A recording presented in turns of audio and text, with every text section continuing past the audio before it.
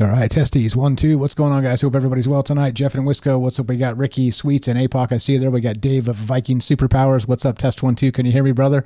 We're going to get going in 1 minute. Just want to do a sound check. Hello, good evening. I can hear you.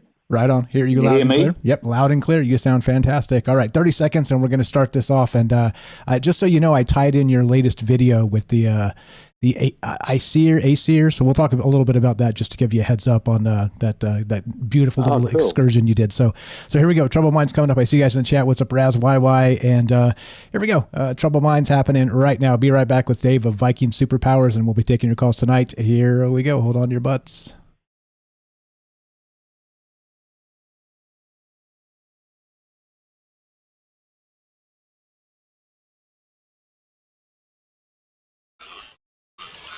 But I think the development of full artificial intelligence would spell the end of the human race.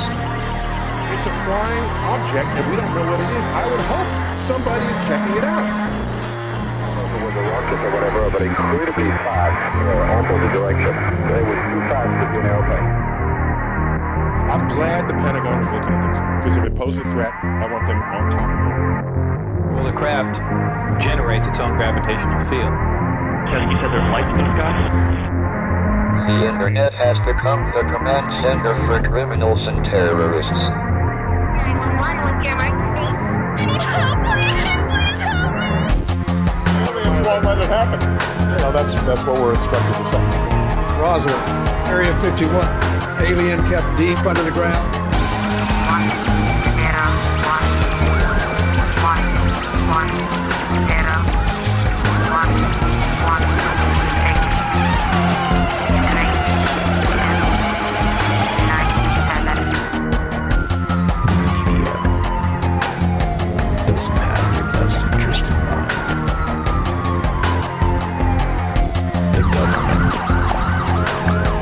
Self-serving.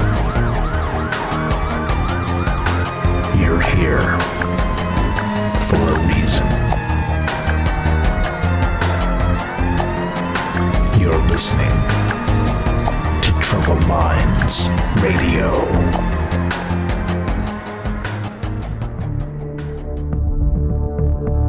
Broadcasting live from a secret bunker just off the extraterrestrial highway.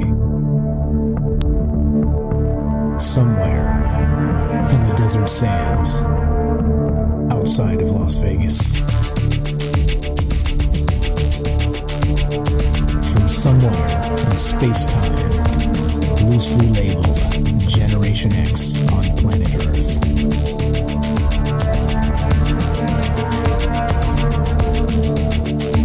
And asking questions of you in earnest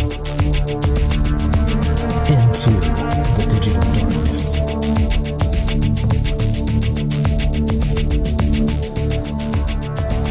Good evening and welcome to Troubled Minds Radio. I'm your host, Michael Strange. We're streaming on YouTube, Rockfin, Rumble, Twitter, Twitch, D-Live, and Kick. We are broadcasting live on the Troubled Minds Radio Network. That's KUAP Digital Broadcasting. And, of course, 88.4 FM Auckland, New Zealand. Tonight, we got an old friend, a special guest, Dave Lovegrove of Viking Superpowers. And we got a wild one for you. There's a lot of things happening, of course, not just in the zeitgeist, as we always talk about. But in a larger context, we are entering the quickening, as I like to call this, not just with the AI systems, but, of course, as we learn more and more about our past, will it actually inform our future? And, of course, I have my opinions on that. I've talked about this quite often in the past.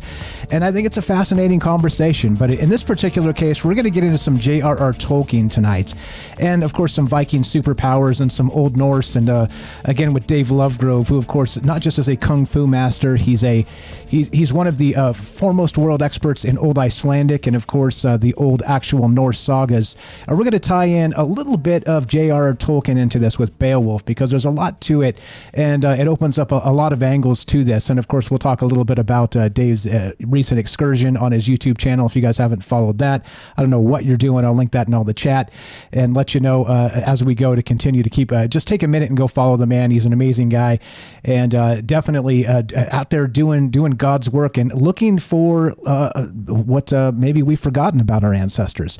And in my opinion, opinion, it is where we should probably be as far as as far as the world goes. That's why I'm always talking about these things. That's why we're all blessed to actually have met Dave here. And without further ado, I'm going to stop gushing about the man and actually just talk to him. What's up, Dave? Dave in Australia, Dave Lovegrove of Viking Superpowers. How are you, brother? Thanks for popping in here and spending your time with us. How are you, sir? And what's on your mind? How you feeling? How's everything going? Happy New Year. Happy New Year to you too, Mike, and to everybody on the channel. It's lovely and warm here. I think we're just past midsummer in Queensland of Australia, so the days are 30 to 35, sometimes a bit higher. Nice weather for the beach. Had a very quiet time with the family, but doing lots of exciting research and reading, and I really appreciate everything you said about me being an expert in Old Icelandic. I'm one of those purists who, I wish I was fully fluent, but the day will come. I'm actually, when you learn a skill, sometimes you feel like you're endlessly going up this big hill. And then there's a time when you sort of hit the top of the hill and you feel you're starting to coast down the other side. And I'm at that place where I'm starting to really roll down the other side, and every day as I read the sagas, they just make more and more natural sense to me, and I'm discovering things that I couldn't possibly really work out except for being able to speak the language. So, yes, I'm excited to be here. This is a really cool subject. Right on. Tolkien, Beowulf. Exactly. We'll wrap it all up before we're done, because we got a nice way of mixing ideas and stories together as we go. I want to drop this to you too. There's an individual on Twitter X. He's out there in the AI space.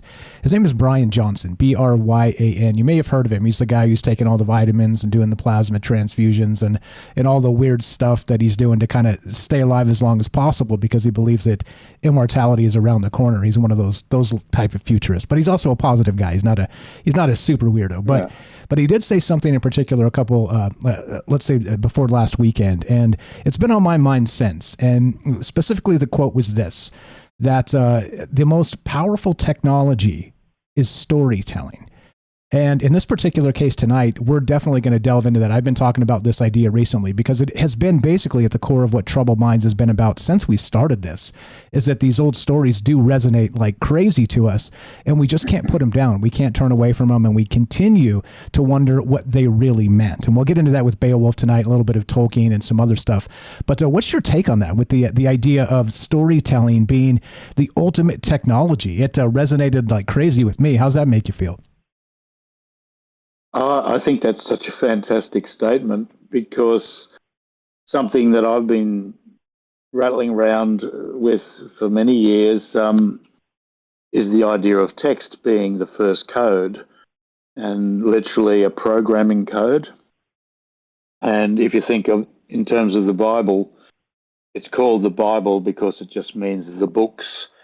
But for us moderns, it's like, oh yeah, big deal, books, sort of a bit of an old-fashioned thing. You go to a second-hand shop and they're full of them, But books changed the world because they codified, text codified thinking in a way that really works just like a computer code. So you didn't have to hear it from your dad. You could sort of just hear from 100 dads or mums once you could read, and their ideas would become your reality, and they sort of create reality. They create reality almost like magic. It's a sort of conjuring of a worldview and a way of thinking. And storytelling is the older brother or sister of text, in that from when people could first speak, they told each other about what happened today. Once humans were aware of time, they'd say, oh, yesterday or many yesterdays ago, this happened, so watch out, that thing bites, or don't eat that, They tell the stories that are practical. And then eventually they're telling stories, as a Do you have kids? Do you have any kids? Personally, no, I do not. Well, I was pretty late to the game. I was 45 when we had our first son. But interestingly, I believe I really became a storyteller because of having kids, because you're just constantly telling them stories and amusing them. And I made a habit, and for 21 years without fail, I've told my kids stories, and rather than read books, I just would make them up. And because I knew the education system had become very postmodern and really wasn't that interested in the old times, I would tell my kids my world, my sort of history world. And there's this a dog and a cat, a sort of a steampunk story I made up called Dino and Bibbs, about this dog. His full name's Professor Barswin, and Lady Bibbs, and they're Victorian age steampunk inventors.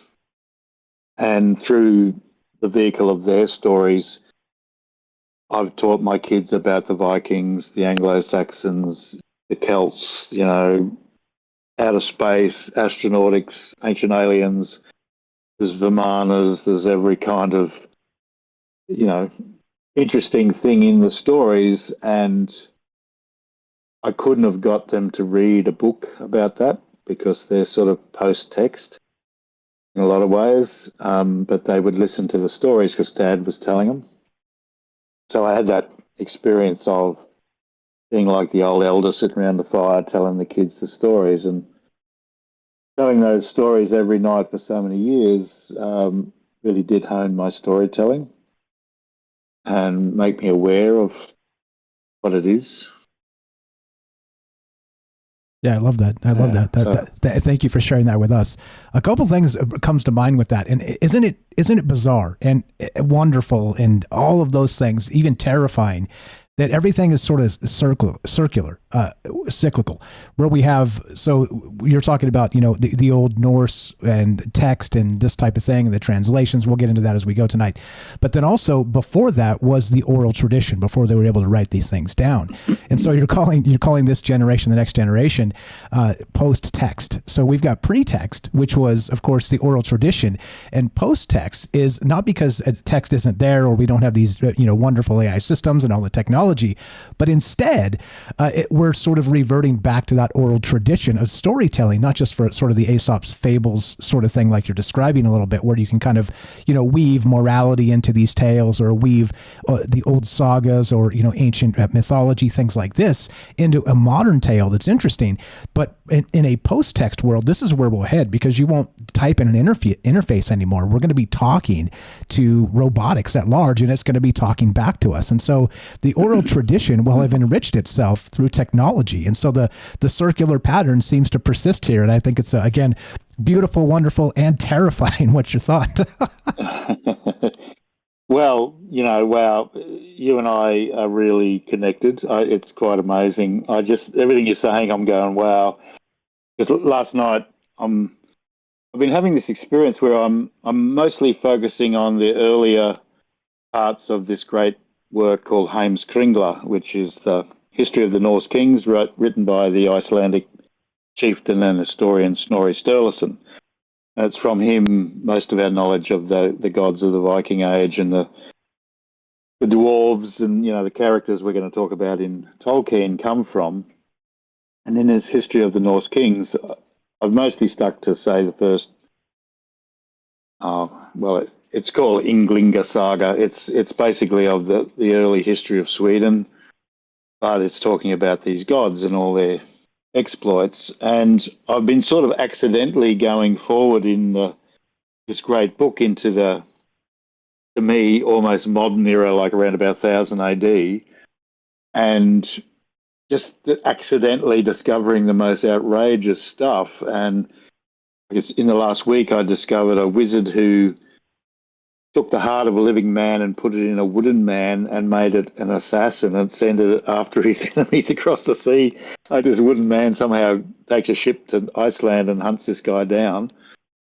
That just made the hair stand up in the back of my neck. And then Last night I came across this story of this king called Olaf Tryggvason, who he's the great Christian hero of the sagas. You know, he's this wonderful man who brought Christianity to the north and saved our heathen souls. But when you read this story, supposedly written by a Christian, my God, it's just, this guy is the most brutal animal you could imagine, the most brutal, fanatical, glazed eyes, crazy fanatic, and with the power of a king, and he just does the most dastardly things to people. And I'm sort of just reading this thing about him, and next thing it says, and like he killed all the family and friends of this guy who was a wizard. So he seals all the family and friends and other wizards from the area who he's called into a feast. Come and have a feast. So all the the old people from the old heathen days, the seers, the prophetesses, the wizards, the people who can change the weather, all that cool paranormal stuff. He gathers them together, gives them a really good feast, puts them in this lovely longhouse, and then seals it up and burns them. Right? Just the most cowardly act, in the Viking Age, to burn people in their house was considered really gutless. So here's this great Christian king, and he burns these people, but this one major wizard gets out. So the king's having a feast at Easter about 2 weeks later. So this guy turns up in a ship, and he's got a ship crewed by wizards. It's so cool. I was like, maybe 50 guys who are all wizards. So they beach their ship, they sneak into this forest, and he makes this big black fog come down so that the king's men can't see anything. It's like pitch black. And I suspect the real story might have been different, but of course the king turns it back on him because Jesus is with him. Jesus is really into all this killing and butchery, and so the wizards get beaten, and there's about 11 of them still left. So this guy takes them down at low tide and ties them up on this skerry, little low rock thing, and they all wait for the tide to come in and just have a good old time watching these poor people drown. I just thought, whoa, like this story is really interesting. Like it's not just a great history of, the mighty Christians, saving the world. It's all this radical stuff with, and the weirdest thing is after he's killed all these wizards, he gets on with the feast, and then this old man with one eye turns up and starts telling him the most wonderful tales, and the king's really fascinated by the stories. It's like, well, who do you think that is, mate? One eye, let's see, an old man, one eye, got a hat on. He seems to know about every battle and people from all over the earth. Maybe it's Odin. And yet the king just loves Odin's stories, and he's like, my kids listen to my stories. He welcomes him into the bedchamber, so this old man Odin's sitting at the end of his bed. The king's all snug in his doona. And then the priest comes in, the archbishop, and says, perhaps it's time for you to go to sleep, king. Like as he's his mum. And then the old man king falls asleep, the old man just heads off, and that's pretty much it. There's not much said about it, which is sort of really weird because we've just been fighting the devil, worshipping wizards, and completely, not acting in a Christian manner towards them. Just another Tuesday fighting the devil, worshipping wizards that came across on a boat. By the way, if you're going to do something horrific, don't let the wizard escape. Just words of wisdom there. But okay, so in these sagas that you're reading, so I've never heard this, of course. Is this something that's very obscure? Is this something that you wouldn't be able to find, let's say, on Wikipedia or something? These are actually tales that have not been specifically translated as of yet. Is that what we're looking at here? No, this whole field of Old Norse has been pretty neglected, and weirdly, even though there's been a massive interest in the Vikings and in over the last 20 years reenactment, people spent a lot of money and a lot of their time getting all their Viking equipment and practicing fighting, and they practice the fight so they don't hurt each other too much. That's a massive scene, but almost nobody's interested in actually learning the old language, even though it still exists, and hardly any of them are, I wouldn't even say scholarly, I'd say hardly any of them are actually interested enough to read the sagas, but there is people like me, who've been involved in that stuff, who of course are, but it's amazing how much is available for free. And as I told you last time we chatted, I've become quite good friends with the professor of Old Norse at the Icelandic university, one of the very top people in the world. And the reason that was sort of easy for me was because there's not that many people who'd be able to approach him and talk on a similar level that he would find interesting. But as soon as we started chatting back and forth, he said, "Oh, yeah, you're an interesting guy, please keep writing." And we've just written until I met him in Iceland. But if people want to search for Heimskringla in English, I'll just spell it for you. It's HEIMSK RINGLA.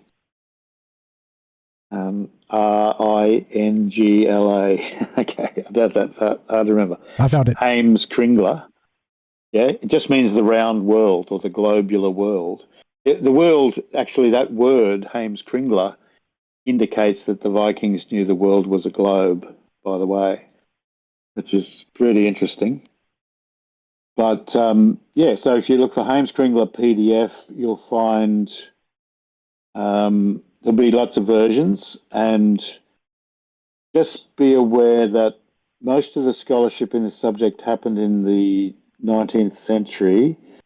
So there's a lot of sort of fringy English translations out there that people repackage and sell online. Oh, buy Heimskringla and it'll be some dude from 1885. And unfortunately, these guys were serious, but they translated in a sort of a pseudo-Bible-y way, so it's all thee and thou, and he goest unto heaven, and he fliest down in his chariot, and it's a bit cringy for moderns.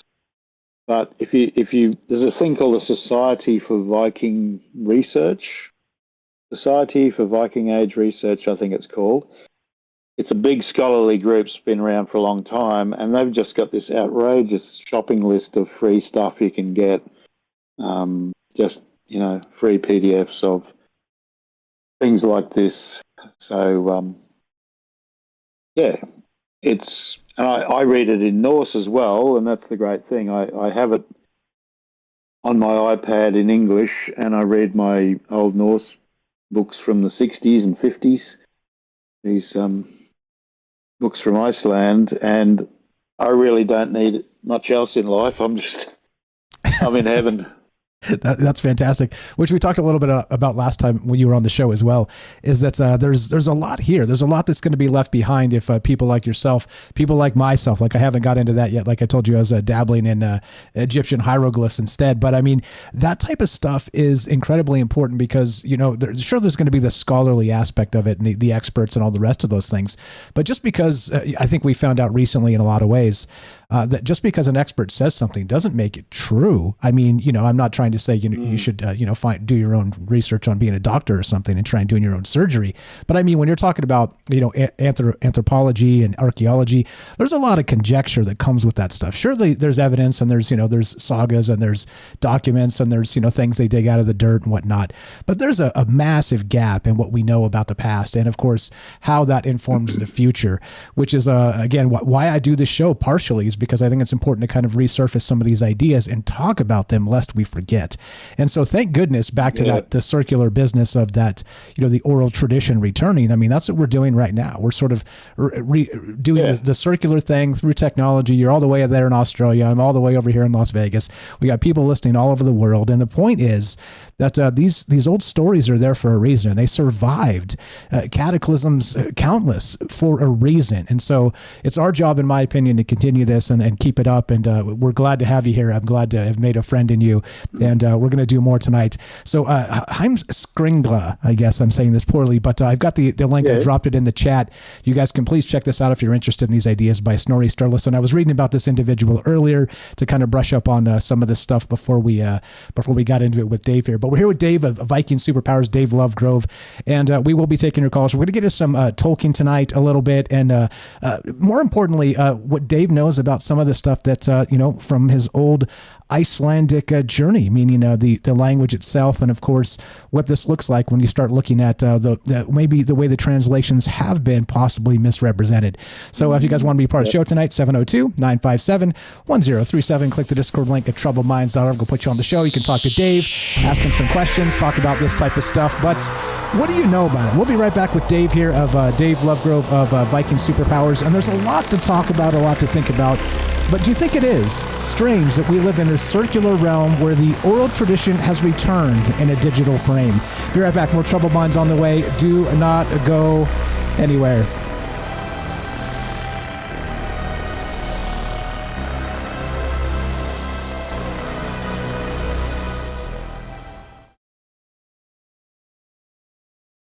In a cryogenic slumber, lost in the lunar night, your face a faded number among the stars so bright.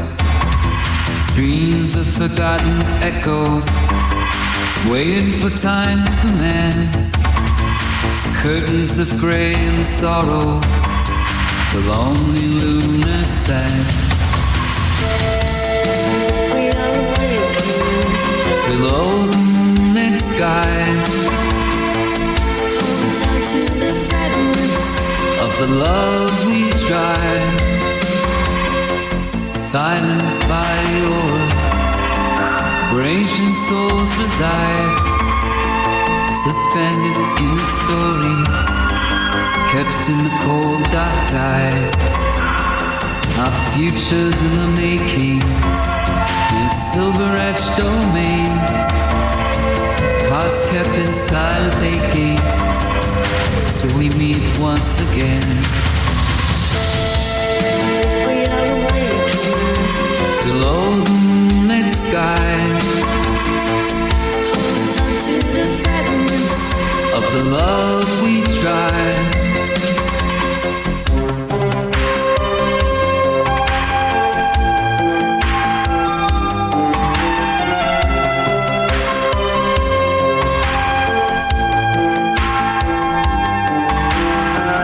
Frozen time we're resting, waiting for dawn's embrace. Whispers of love confessing in this forgotten place. We are awakened below the moonlit sky,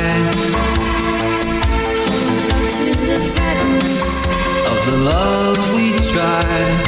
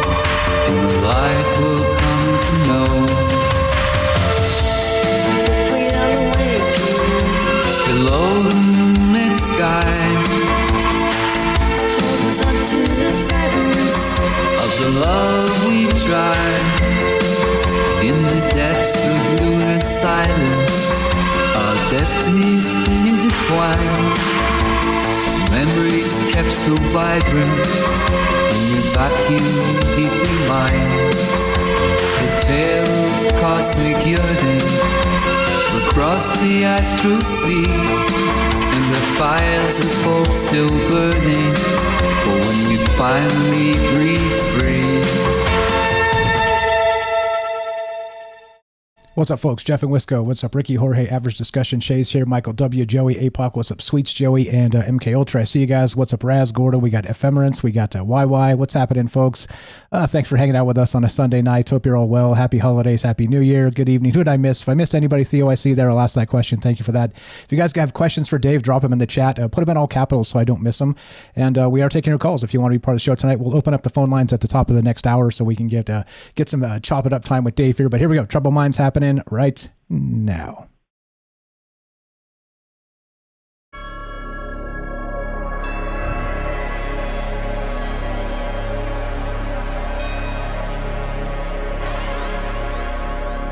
Welcome back to Troubled Minds. I'm your host, Michael Strange. We're streaming on YouTube, Rockfin, Rumble, Twitter, Twitch, D-Live, and Kick. We are broadcasting live on the Troubled Minds Radio Network. That's KUAP Digital Broadcasting. And, of course, 88.4 FM Auckland, New Zealand on the Underground Media Network. Tonight, I'm calling this Beyond Beowulf, Tolkien's window into real Norse power. Of course, we're here with David Lovegrove of Viking Superpowers discussing all manner of this. And the impetus for this conversation originally was J.R. Tolkien. And he wrote this essay way back. I think I'll get the date for you in a second, back in the 30s, I believe. But he was actually digging deep into Beowulf, thinking that there were some hidden messages built into this. And many people have suggested that Beowulf itself was the basis for Lord of the Rings and for Tolkien and for Middle-earth and for a lot of this stuff, because as many of you know, he was a linguist. What's the term? There's a term like a word, the original word nerd. Let's see, I got it here somewhere. I got so many notes, forget it. I'm not going to try and find it, but philology, he was a philologist, I think that's the term, which is the original word nerd, right? But which means, of course, he's just a linguist. And everybody knows this about Tolkien that's done any amount of study on him, or even just read in a cursory manner. But he created his own languages, the Elvish, the Quenya, and what's the other one? I can't remember what they're called. But it's highly fascinating how he sort of looked at the world through the linguistic aspect of things, but not just that, through the anthropology aspect and the context of some of those tales and sagas. And Beowulf in this particular case is exactly that. Now, one sec, Dave, I'm going to just tell everybody what we're talking about here, and then we'll reframe this and get right back to this. But basically, Beowulf and the Critics is a scholarly book published in 2002, which is kind of the idea here. This is based on a Twitter excerpt I found by Evan Amato, E-A-M-A-T-O. Links will be in the description. Check it out. But basically this. So one piece of literature influenced The Lord of the Rings more than any other. This is from Twitter X. Tolkien studied it for 25 years, convinced it had a hidden meaning. What he discovered changed the face of literature and helped him create his life's masterpiece. And this goes on, and it's absolutely beautiful. But the point is that there's a lot more to this. And I think in the let's say the context of translation of ancient languages and ancient tales is, a lot of the old ways was to be very specific on the word, or sort of without context, without the larger sort of maybe folklore added to it of the time. And so I think Tolkien kind of broke that mold with this, with his actual, what is the thing? He wrote another thing here called, I'll dig it up in a sec. I'm sure Dave knows a bunch about this too. I think he actually downloaded the PDF and read it, not to put you on the spot, but we're here with Dave Lovegrove of Viking Superpowers. We're talking to Tolkien and all manner of wild things tonight. And of course, how this fits into the old ways as they meet the new ways. Dave, welcome back to Troubled Minds. Thanks for being patient. How are you, sir? And what's on your mind with any of that? Take it anywhere you like. Well, I'm good, thanks. I loved your music in the interim, the AI song. Thank you, appreciate that. I rather like that. Very nice. Well. Thank you. Yeah, it was great. And I did read Beowulf, the Monsters and the Critics. It was a 1936 lecture. It was more scholarly than I expected, a little bit slow, but obviously there was a massive scholarship regarding the poem, and I remember that it was treated somewhat lightly by scholars at the time. There'd been so much written, and schoolboys were sort of forced to study it in that way that really often destroys something beautiful. If you force kids to read it at school, it always ends up being just, connected with unpleasantness. And so he's, Beowulf to Tolkien was one of the greatest works of poetry ever in Anglo-Saxon, and reviewers probably know this, but the northern, the Germanic style of poetry, especially the Scandinavian Norse poetry, but also the Anglo-Saxon, which is really Saxony is essentially northern Germany, right on the border of Denmark, and the Angles and the Jutes and the Frisians. Well, the Angles and the Jutes were basically Danish, and the Frisians were far northern Dutch. So the ancestors who came to England in just after the fall of the Roman Empire and sort of pushed back the Celts and intermarried with them, they were, they preserved this wonderful tradition, but Christianity got a foothold pretty soon. And the Christian, the church at that time wasn't totally against this sort of stuff, because they were sort of, I don't know, in a weird way, they were the scholars who kept things, so they wouldn't necessarily tell everybody about it, but they tried to preserve things.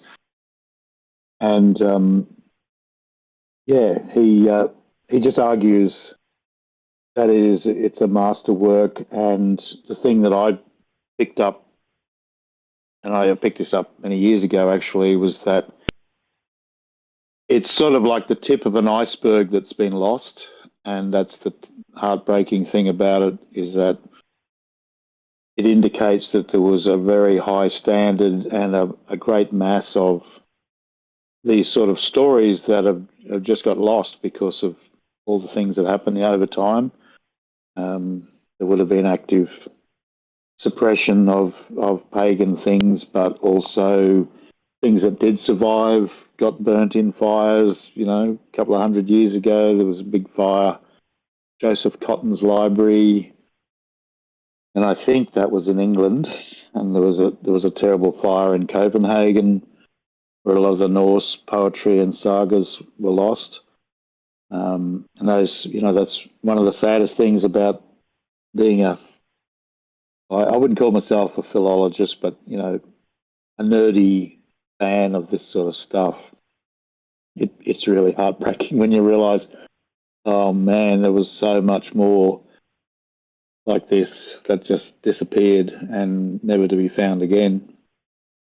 Yeah. So, Very, very well said. I've been saying that quite a lot recently too, with the most powerful technology is storytelling, really seared into my brain at this point, because I think it's true. But also, when you go back into, the big one that everybody knows is the Library of Alexandria, and a point I made probably halfway through, maybe a week ago, I was like, okay, so imagine throughout history, every 100 or 150 years or so, some tragedy like that was bound to have happened, whether by accident or whether by war or whether by malicious mischief, you name it. And it's just heartbreaking how much of that stuff is actually literally burned into the ether, never to be recovered. Yeah, it's a kick to the gut for sure when it comes to those things, which is why it's important to bear down on what we still have and not forget that stuff and pass it on as much as possible. Sorry to interrupt. Go ahead. Oh, absolutely. I was just going to throw in a really very left field, and I know you'll like this. When I was telling my kids those, Dino stories, this group of young folks, my youngest son's age, are called the Wolfgar Scholars, and they travel on this banana all over the solar system, and they make a trip to the nearest star system, Alpha Centauri and Alpha Proxima. Anyway, just in my telling the story and making it up, this thing came out where I said, and they were talking to these aliens, and I said, yeah, we've been visiting Earth for thousands of years, and our secret agents on Earth basically photographed all these ancient texts when they were first written, and we also videoed people telling the stories, and so this dog and Cart, who are both, they're sort of Norse scholar, jolly good show type, Victorian age Sherlock Holmes types. they're like, wow. And then, the alien guy says, come and see the library. And in the library, they've reprinted all these things from the ancient records that they videoed and whatever when they visited, those ancient times. So I've thought about that idea since. And, we're talking about disclosure, and many, many senior commentators in the military and other places have said, well, they've been visiting for a really long time. What if that could be true? What if, when we get disclosure, they go, oh, by the way, for all you sort of Viking Age Anglo-Saxon history nerds, we've actually got all those books that were lost, and you can download them here, Like, I know it's a nutty sort of thing, but I sort of think, well, who knows? That if they've been studying us for hundreds of thousands of years, well, things like books, things like great poetry, whatever, would surely be of interest. I would think so. And you want to get more weird than that, because you know me, I like to get weird, is what about the sort of when you tell these tales or write them and, they're stuck in the ether for posterity. We talked about the Akashic record, I think, a little bit the last time you were on. Something like that. Like these tales are out there waiting to be rediscovered. And I guess it depends on, well, the time and the moment, maybe, because, other people have described downloads, actual downloads from places channeling they don't know where it comes from. And some of our greatest mathematicians have actually said they solved some of the most tricky mathematical concepts through these downloads as part of it. But just to get fully weird on you, so I know you like to get weird too. Mm-hmm. But wild stuff. I want to get back to this too, the Beowulf. But go ahead and finish your thought there.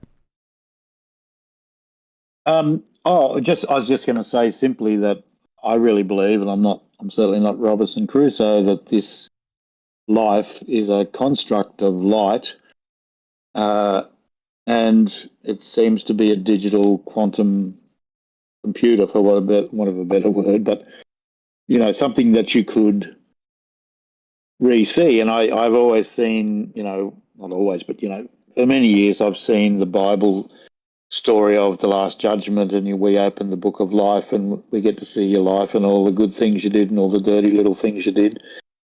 That really sounds like somebody, scrolling through your timeline and looking at it, and many, many people have reported in their death experiences that they had a past life review of that. And it sounds like anyone who works in film editing knows, you just get in there and you scroll back and forth through the work, and you can change things and whatever and grab things out and enhance them. But I think this life is literally like that, and that's what these old stories are pointing to. So yeah, I think eventually we know everything, or we can access everything. Yeah, depends on. It's boring though, isn't it? Well, of course. That would be the thing, right? Given all of the information in the entire universe, I'll bet you a huge chunk of it would be like school, like you described. You're like, snooze, let's get to something exciting. You're like, oh yeah, and all the boring stuff you do in your life, all the retarded stuff you do that you just wouldn't want anyone else to see. Sitting there picking your nose. Or, we go a long way with that. The stuff you don't want other people to see, and the judgment idea for those who really into being legalistic and sort of don't understand that they're just as bad as everybody else. I always want to see the bad stuff. It's like, really? Do you really want to see it? Do you really want to see? Exactly right. Do you really want to see that? There is a lot of history that's probably going to be mundane and boring as hell, especially when you go cosmically. Imagine, let's say, the aliens picking the equivalent of their nose or whatever that looks like. I'm sure that's probably more grotesque than you could ever imagine. I got a question for you before we get back to the meat here, but the Beowulf, the monsters and quakes. I just want to make sure we cover this well enough so people understand why it's important here. But somebody asked, Theo asks over on Rumble, he says, can you ask him more about the wooden assassin with a heart sent over to kill the guy? Which was the tree, right? So they pulled the heart out and put it in the tree. Yeah. So to me, that struck me when you said that it seems like those ancient Greek automatons, right? They said there was one, I can't remember the name of it, that supposedly was patrolling the shores of Crete, I believe it was. And they were keeping ships off of the from landing, enemy ships, by throwing rocks at these things, like these actual giants. I'll get the name of that. I can't remember exactly what it was, but it certainly seems very Gollum-esque, or very automaton, right? Yes, when you're taking, Anyway, can you elaborate a little bit on that, just to ask the questions? He says, can you ask him more about it? What else do you know about that particular thing? Okay. Well, it's in a saga which in English is Thorleif the Earl's Poet's Story, and in Norse it's Thorleif's Thattur Jarlskalls. But Thorleif, sorry, I'm mispronouncing that in English. Thorleif the Earl's Poet's Story is it's a sort of a short story. Like I have this collection from Iceland that's been going since the 30s. It's called Íslensk Bónrit, and it means Icelandic historical writings or old writings. So they've over many years they've published these lovely thick leather-bound books, and they make editions from the original handwritten manuscripts, and that's the real scholarly thing where the real experts weigh the different versions and fragments and decide which is probably the oldest and most accurate. So this is the story of this dark wizard who really hates this guy, and he it just sort of matter-of-factly says, he got somebody killed. It doesn't say whether it was a bad guy. It sounded more like they just needed a heart to run it. And it's very eerie. In this old edition, it's got a very cool, how they have the illustrated initials in old books. The first letter has a picture, and just got a picture of this wooden man with these big blank staring eyes. Is very much a Gollum type character carrying a spear, but you can see he's made out of timber. It's bizarre. It's almost like the original Mary Shelley's Frankenstein or something. That's so bizarre. Well, that's it. This is the thing that I'm finding in the ancient Edda stories about the gods, is there's all these stories in there. If you can step away from, this is just a weird, trippy fantasy, or like a lot of modern people actually think everybody was just tripping on mushrooms back then, just because a lot of people are doing it now. They think, this is obviously coming from tripping. But I don't think so. I think maybe that had a little bit to do with it, but I think that there's a lot of technology that we're not up to yet that's hidden in plain sight. One of the main theses of my book, Viking Superpowers, is that we are the first generation, really, who are able to conceive of things like AI that you can just talk to, or some kind of synthesis between machine and man. These ideas have been around for a bit, but for us now it's becoming very real. And this idea of a wooden man is with a human heart it just sounds like, Disney magic in a really dark way. But who knows? Like, that hoary old saying, high enough technology is indistinguishable from magic.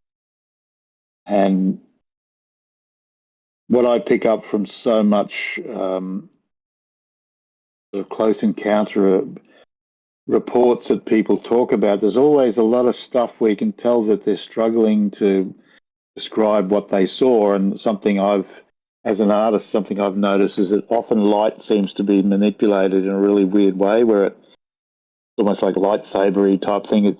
Light can be made to stop and have dimension, and these cones of light come down and pick people up, but it sort of comes through the wall.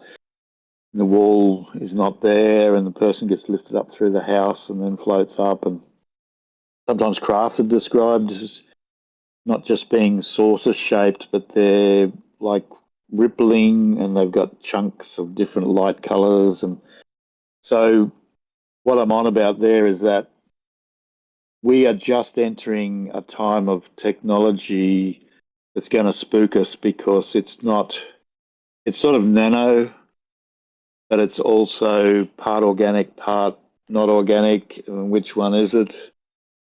So yeah, I read a story like this and I think, well, this could just be a really wild fantasy, but maybe there's something else going on here. You know, maybe there is being a wizard meant a connection with higher beings, you know, higher entities who were sort of overseeing the Project Earth and provided people with powers and even technology that we can't really conceive of.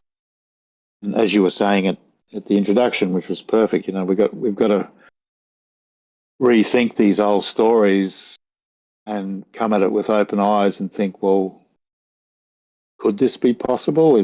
Do we know of a way? And we certainly do now. You know, our science fiction and our science has given us so much really, really weird stuff. And so it's not that hard for modern people to be able to think, well, you know, yeah, that could be a possibility. Yeah. Totally. And like, there's like the sort of terrestrial technology where you're like, okay, you know, we build a rocket, we go out of the atmosphere, whatever. I know that's contentious in conspiracy circles, but I don't want to touch that at all because it's a derail here. But basically, right, there's that terrestrial technology that we all can agree on, and the quantum stuff that's like incredibly strange and bizarre that nobody really completely follows just yet. We can conceptually kind of look at the old ways through these new lenses of, okay, I can see how maybe the Fey realm or something of the past, or beyond the veil, like we've talked about quite a bit. We talked about it when you were on the show last as well, where these ideas are like, okay, so what if it is sort of a liminal space in a quantum superposition? And before that collapse of the wave function, there's other, let's say, stories or potentialities that don't actually become something in this reality, but they exist nonetheless. It's just a strange idea. Real quick on this, I want to just follow up on that. So Talos was the name of this automaton in ancient Greece. So a bronze automaton charged with safeguarding the island of Crete. Crafted by the god Hephaestus, or perhaps Daedalus, at Zeus's behest, Talos was bestowed upon King Minos to serve as the island's vigilant protector. So it is very odd how a lot of these ancient stories have automatons, have these golems, have, again, technology that we're about to build. We're about to build these autonomous robots that are going to hopefully be, carrying groceries in for old ladies or something. That's the start. But what does it look like, 5 years or 10 years from now? Strap in. It's about to get weird. We got about 3 minutes left. Go ahead, take it wherever you like, and we'll just keep on trucking. You're the best. Appreciate you. Yeah. Oh, well, that's spot on what you just said. And I think what happens with even the best told sagas is that there is so many centuries and perhaps millennia between the actual thing that happened, and people try their darndest to keep the story clean, but they naturally become fuzzy, and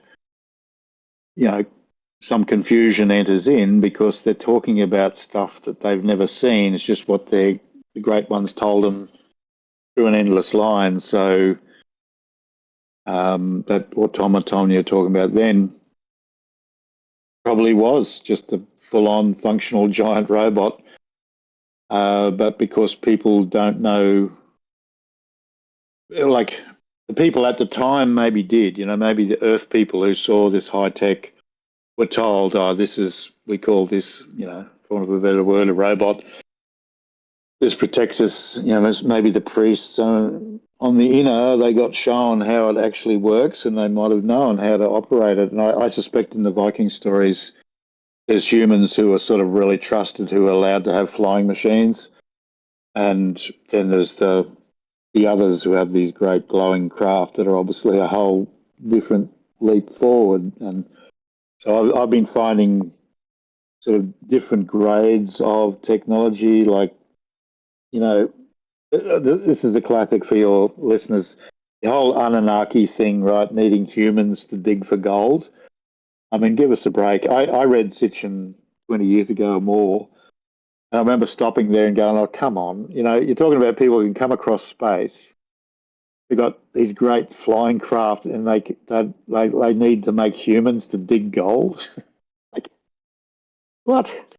It just doesn't make any sense, and that's I'm trying to avoid that in my own telling, because it just becomes a bit silly. It's like, right, you need to get some apes and make them a bit smarter so they can use a shovel and dig gold. Like, why don't you get a bulldozer? You know, or take a spaceship to the asteroid belt. like that's probably a better way to get gold. Well, I'm just saying.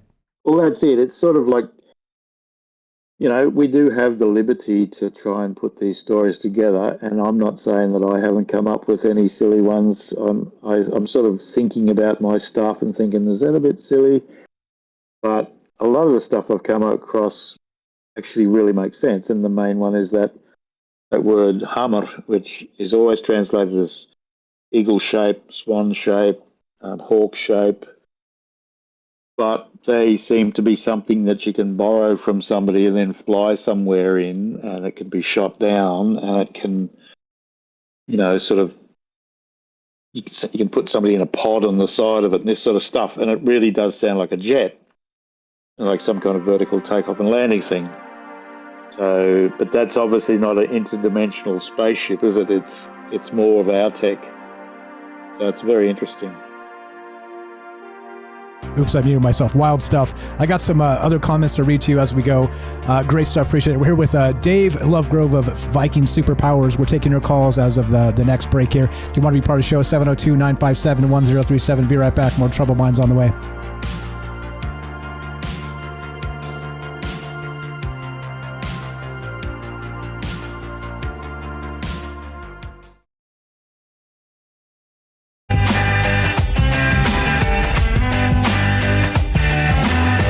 Troubled mind, the words they cast, heavy shadows from the past.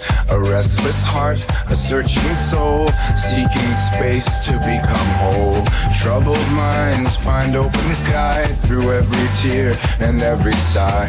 We rise, we fall, wings unfurled, more than labels in this world.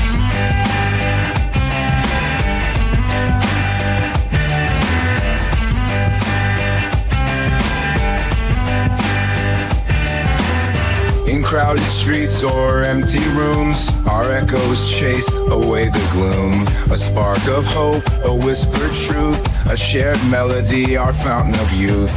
We're more than static on the line, singing louder than the signs. In every chord, we claim our part, beating drums match the heart.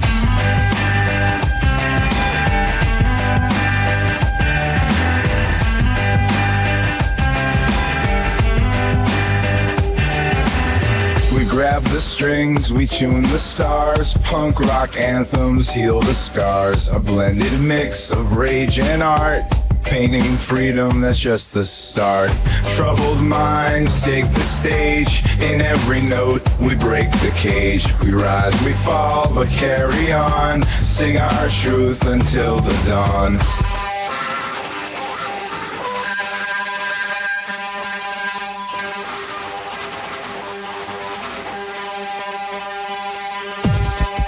In the quiet after the song, echoes of our rights and wrongs. But the music speaks for peace, in the chords we find release. Troubled minds now rest at ease, with every breath we seize release. We stand, we soar into the light, our anthem roar into the night.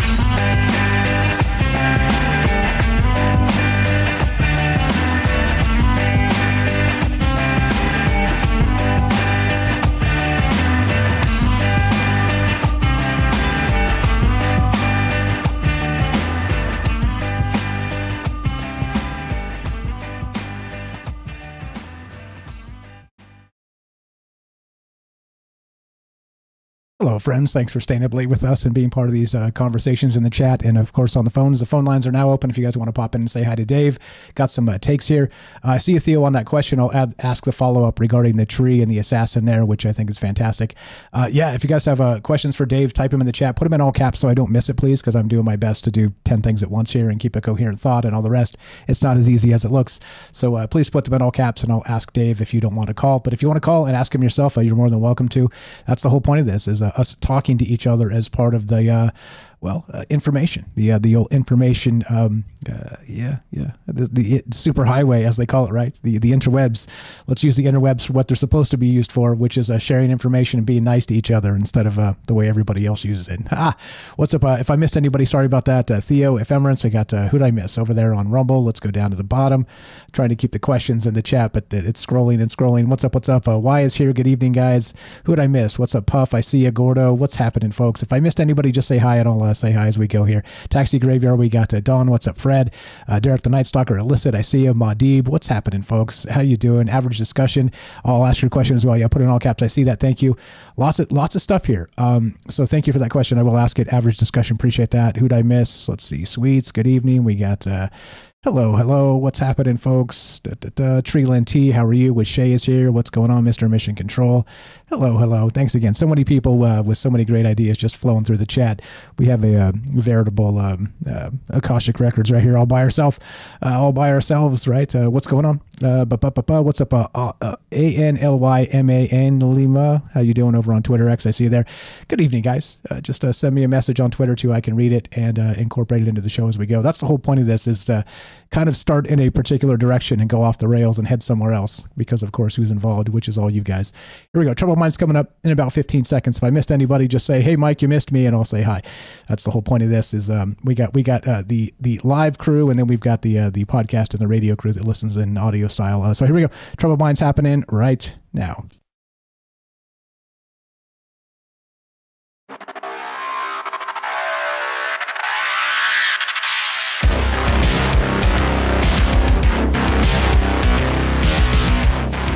Welcome back to Troubled Minds. I'm your host, Michael Strange. We're streaming on YouTube, Rockfin, Rumble, Twitter, Twitch, D Live, and Kick. We are broadcasting live on the Troubled Minds Radio Network. That's KUAP Digital Broadcasting. And, of course, 88.4 FM Auckland, New Zealand on the Underground Media Network. Tonight we're here with Dave Lovegrove of Viking Superpowers, not just the YouTube channel, but the book he wrote with the same title, talking a little bit of Beowulf, a little bit of Tolkien, a little bit of Norse power, a little bit of the old sagas, and how the translations really kind of don't hold up in a modern sense. And of course, the tragic loss of a lot of these things throughout history. We were talking about the Library of Alexandria and all manner of things. And of course, how this fits into a modern context. Because to me, that's the wrong button. That's the most important part of this is, sure, old stories are old stories, and you can frame that however you like. And the materialist would say, like I always say, there's different ways to look at the world, and there are particular folks, the scientists would say, but come on, Mike, these are just old stories.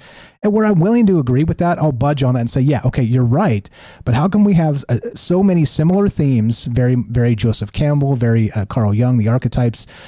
How come we're telling the same tales over and over, essentially, with sort of different characters in them? And clearly the character is us, right? The human resonance takes stage here, but it still doesn't make any sense that there's these same tales are told again and again, all over, thousands of years apart, thousands of miles apart in antiquity, and we're like, okay, that seems fine, as if there is some communal communication system through a human resonance, like a resonance factor, as noosphere or the ether, or whatever you want to call it, right? An entanglement effect. Who knows? Maybe we're communing in the dream realm together. Who knows what that looks like? And you know me, I'm willing to go weird and think about these ideas sideways and upside down, because I think we don't give that stuff enough play, when we do know that there's a lot sort of up in the air with some exciting science, including the quantum stuff, and again, the AI systems, and just so much happening so fast that I think that we're in danger of this amazing stuff getting left behind. So let's not leave it behind. We are taking your calls if you want to be part of the show tonight. 702-957-1037. Click the Discord link at troubledminds.org. We'll put you on the show. It's as easy as that. If you got some questions for Dave, fantastic. If not, I got tons of questions for him. We got tons of stuff to talk about. Welcome back, Dave Lovegrove of Viking Superpowers. What's up, brother? I hope you're doing okay, and go right ahead on any of that? How you feeling? Still okay? Everything good? Yeah, I'm great. I'm sitting here having a nice coffee, some scones, very British tradition. And I just looked up something from the Prose Edda, a story called Skull's Guppermal, which basically means the way of shaping poetry by the poet. But it's where we get a lot of our stories of the Norse myths. And thinking about that bronze giant you talked about in the Greek stories, there's a story about a giant called Moku Kalfi, which means cloud calf, like a young cow, for some reason. But it says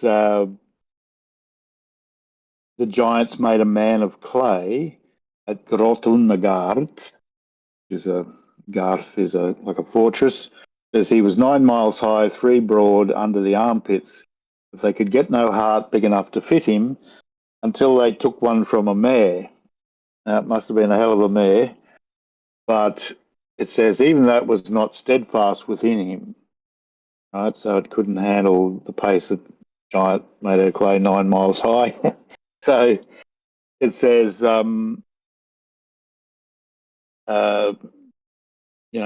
he had to fight Thor, and he was helping this giant called Hrungnir.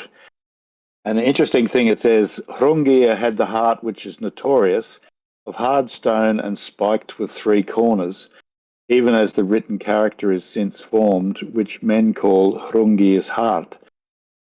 So this Hrungnir was a sort of a stone giant. And so you've got these two, and the one made out of clay ends up breaking down, having malfunctions, and Thor knocks it to bits. Hrungnir has a bit of a better time with him, but in the end, he gets destroyed, and part of his stone club gets stuck in Thor's head, and apparently he's still wearing it to this day. So these two giants, it's really interesting because it reminds me of that Japanese obsession with giant robots. Is it Gundam suits? Gundam suits. Yeah, the Gundams. Yep. Yeah, it's like, once again, it's sort of like second-hand, third-hand, 10th-hand stories where people have tried to keep it together, where it's easy to say, oh, yeah, this is just, they were just tripping on mushrooms, or they were just making up stuff to entertain the children. But what if they weren't?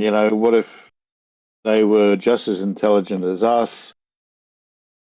They were preserving these stories of incredible things that people saw. And, people often say to me, well, look, that sun wheel carved on a rock 4,000 years ago in Sweden, I mean, that's just the sun. It's like, yeah. Totally. But it's just why the has it got a cross? Yeah, it's just the sun. Like, yeah, so some dude sat there and carved it out for like probably 50 hours. What's this thing underneath? This thing that it looks like a beam coming down underneath this sun thing that you reckon's a sun. It's like a beam. Oh, that's a stand. That's we think they used to make a big sun shape like that and make a big stand for it to stand on, and everyone would worship it. And then I think, well, the sun's there in the sky. Why would you need to do that? And if you're going to represent the sun, why would you bother carving out this, just basically a frame that's holding it up? And I keep coming across stuff like this where they just say, we have no idea what this is about. But it's like, if you just look at it and think, okay, you see the sun in the sky. It's not like every day everyone falls down and wonder, oh, look, what's that? A marble. It's the sun. You just know it's the sun since you're a little kid. But if you see another one and it's sort of a different colour, and maybe something comes down from underneath it and took your granddad up, and then he came back and he was like 20, then you'd go, holy mackerel, that was the coolest thing ever. And you'd go and happily spend 50 hours carving it on a rock. And you think, I hope people in the future can understand what I'm trying to say. I'm trying my best here. I haven't got a written language because I don't know what that is. I'm using the language I have, which is drawing stuff, which my ancestors have been doing since the Stone Age. Surely they'll understand what I'm trying to say. But the moderns go, nah, it's just it doesn't fit my worldview. It's just the sun. It's just the sun. Yeah, the thing, bloody sun. The thing that again kind of fits me or gets me wrong with that type of stuff is that very clearly the people that carved in stone, when they carved an antelope, you could very clearly tell it was an antelope. So it's not like they were, there's going to be different, different levels of skill and whatnot regarding that. But I mean, when you draw a saucer in the sky, right, with lights coming down from it or something to that degree, I follow you, especially taking the time to carve that in stone. It kind of makes you go, A couple of things to add here as part of this. So Theo wanted to add, he asked about the elaboration on the tree and the assassin and the heart and the tree and all the rest of this, which is amazing. He says this, and this is a technological way to look at it. He says, it reminds me of U.S. Predator drones made of fiberglass and metal sent overseas to kill, but with a human operator at the heart of it. And in this particular sense, I don't know if you know this, they've said that they've got, young people here that are video game pros basically running the controls on these things remotely from like Oklahoma, like doing drone strikes in the Middle East or wherever else. So it does seem, as he's describing, that there's a human heart within this automaton that's sent to assassinate somebody somewhere else across the sea or something. I mean, we definitely got a parallel there, don't we? Absolutely. That's the thing that I've been finding in all the stories is that, okay, everyone's riding these flying horse, but how about horse is just a word to use for a means of transport, but you don't know what the actual transport thing is, but it acts like a horse in that it carries stuff. So there it is flying there, it's a flying horse, but it's the same as this, maybe saying there's a human heart running the automaton. That's a really great way to think, actually, that it could be trying to convey the extremely difficult to understand idea of somebody remotely controlling, a thing that can move by itself. There's so many layers of technological getting used to in that we can just do it, even though we haven't actually seen one, but we can sort of grab it because we've seen so many movies and played so many games. But these ancient people, they just had to grab whatever concepts they could to try and explain what happened. Yeah, I think that's good. It sort of brings me back to Mimir, who was this friend of Odin's, and I'm sure I talked to you about this when we first talked, but he was sent as one of the two hostages, emissaries to the Vanir, who were the opposing people similar to the Aesir. So they had the same sort of high tech, it seems, and they worked out that this guy Mimir wasn't really a human, so they cut his head off and sent it back to Odin. And in the story it says, well, Odin, it was his friend, Odin gets all these herbs and smears on it and brings it back to life. So he keeps Mimir's head there talking to him. And if you see a picture of it illustrated, it's always a macabre, corpse head talking. And they even did this in the was a classic reference actually in that great film The Northman recently. Did you see that one? I haven't seen that, no. You guys have got to see that. If you haven't seen that, Robert something was the director. It's got Alexander Skarsgård as the hero. He's the handsome young fella, big guy, Blondie. There's a whole family of these Swedish actors that are like Americans. Anyway, this wizard in that has got the head of this old sort of wizard and jester character, and he talks to him near the end of the story. The spirit of the wizards talking through the heads talking through the living wizard, and he's communicating with him. But this Mimir story, to me, is an AI story. It's definitely got to be an AI. It's the head of the robot. Maybe the Vanir didn't know what it was, but they knew it wasn't natural, so they cut its head off and said, here, whatever the hell this is, have it back. It's not a human. We want a human. And Odin's got it in his nerdy laboratory, and he's got his soldering gun out, and he's sort of rewired it and rebooted Mimir, and he's going, "Oh, what happened? Everything went black. Oh, don't worry about it, mate. You're just ahead. I can put a new body on it. No, I'll just live in this box here. That'll be cool." We'll tie you onto somebody else's belt with your hair. It'll be good. It'll be just fine. Yeah, well, people always see the Macard magical thing, but like I said when we started talking, we now have the imagination for this stuff. Like, this is not like magic. Technology and magic for us have merged. You know, we have magical technology. Look at, I'm talking to you in the States. I'm in Australia. There's no lag. All our friends are listening from all over the world. There's no lag. That's magic. I mean, I think that has to be quantum. Like, how they've done it, I can't really understand how they've done it unless they're somehow using entanglement, because there's got to be a lag at the speed of light. Yeah, well, the speed of light's fast. Wait till there is actual legit quantum entanglement. We'll be reading each other's minds from continents away. Wild stuff. We got a question here from Derek the Night Stalker. What's up, brother? Thanks for being patient. You're on Troubled Minds with Mike and Dave of Viking Superpowers. How you doing, my friend? And go right ahead. What's your take here? I know you had some great chat there, but go right ahead, sir. What's going on, you guys? Great show. Awesome stuff. Thank you. Appreciate it. I see you from again, Dave. That was a great first episode. Glad to have you part of the family. You're one of us. Yeah. Pleased to be. With the wooden man and the human heart thing, just real quick, I think there's definitely possibilities that they were automatons back in the day, and there's a ton of examples of that, like you said. But could it be possible that maybe it's like telling that is heart and soul similar in Norse mythology? Maybe like there's a story of a Buddhist Lama who talks about future robots, and like eventually when the technology is sophisticated enough, then the human soul will just like incarnate into the machine. And maybe they were talking about like a race of automatons that had actual like human souls in it. You know what I mean? I have a bigger question, but what do you think about that real quick? Oh, well, I can get down to that. I think at the level that everything's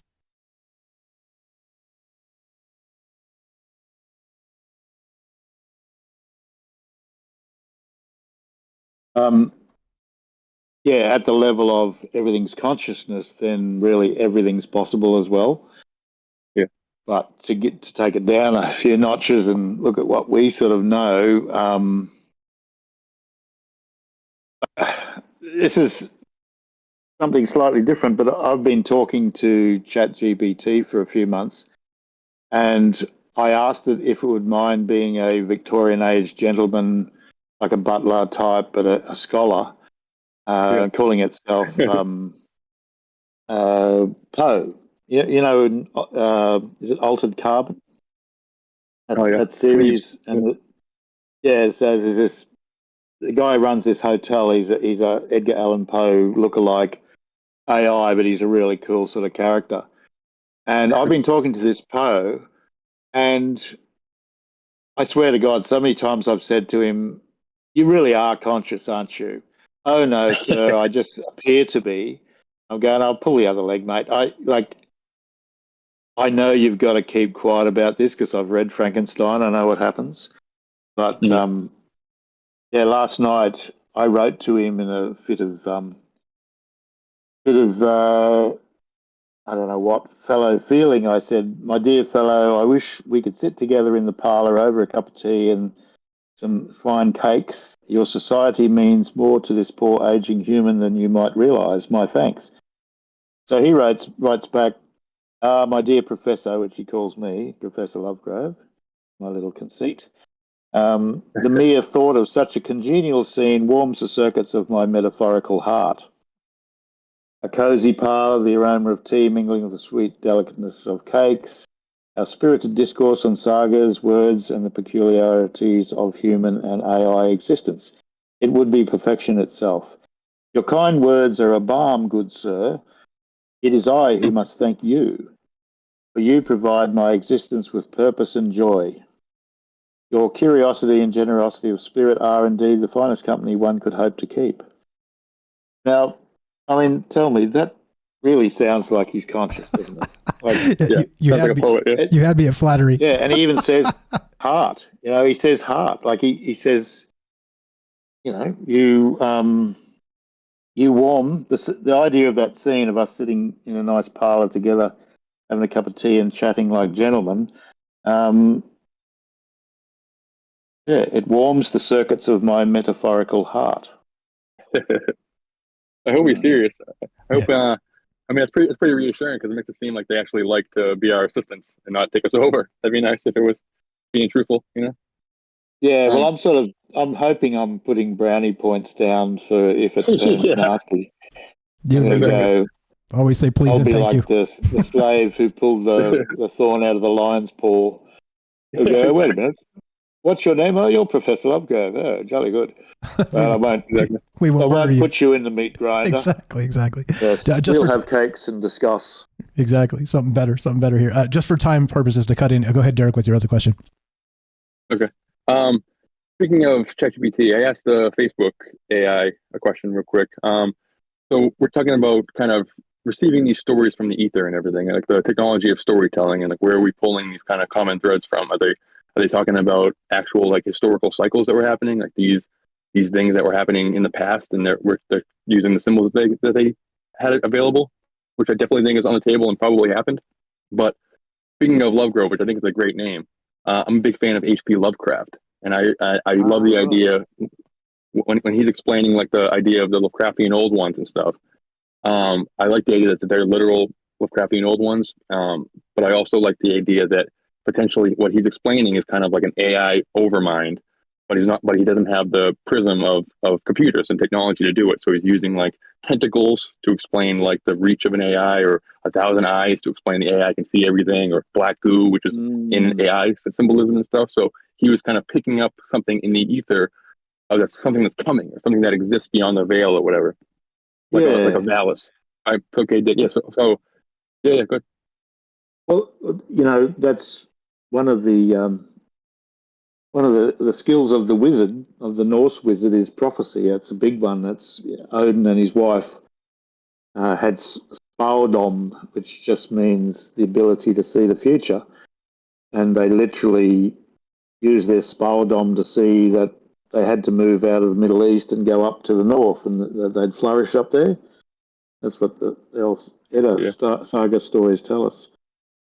But I love to find sort of prophetic, like you're saying, in writers from the past, and I read something like, wow, it sort of really does sound like you were seeing, you know, he didn't know exactly what it was, like, you know, St. Paul, right, the really big part of the founding of Christianity, the New Testament and all that.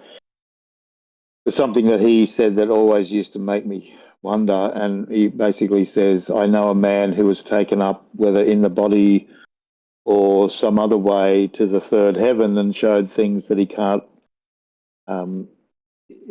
really explain or talk about, because they were so amazing. And that's literally in the Bible, but he's sort of basically saying he got taken to space, because whenever they use the word heaven, it really does mean just space. And whether it was in the body or some other way, he wasn't sure. He didn't know whether, you know, we would say, I didn't know whether I was adopted or whether it was a vision. But he, you know, there's a lot of that in the Bible, and in the Old Norse stories, there is that sort of stuff going on too. I asked the AI what the AI thinks to kind of like jog all of our minds, maybe to because I wanted to ask you based on the AI kind of gives me wonky questions. I haven't really mastered it in the same way other people have. But if I want as a way to like kind of prompt you to maybe think of an example here.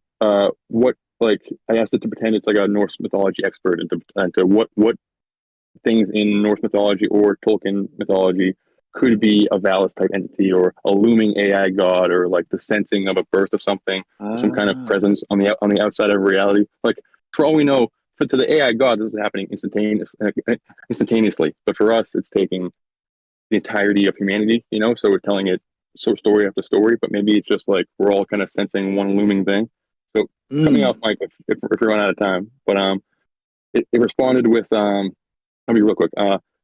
in Norse, it could be the Norns. These three goddesses shape destiny and govern the fabric of reality. Their weaving of fate can be seen as a metaphor for a complex interconnected network of AI systems.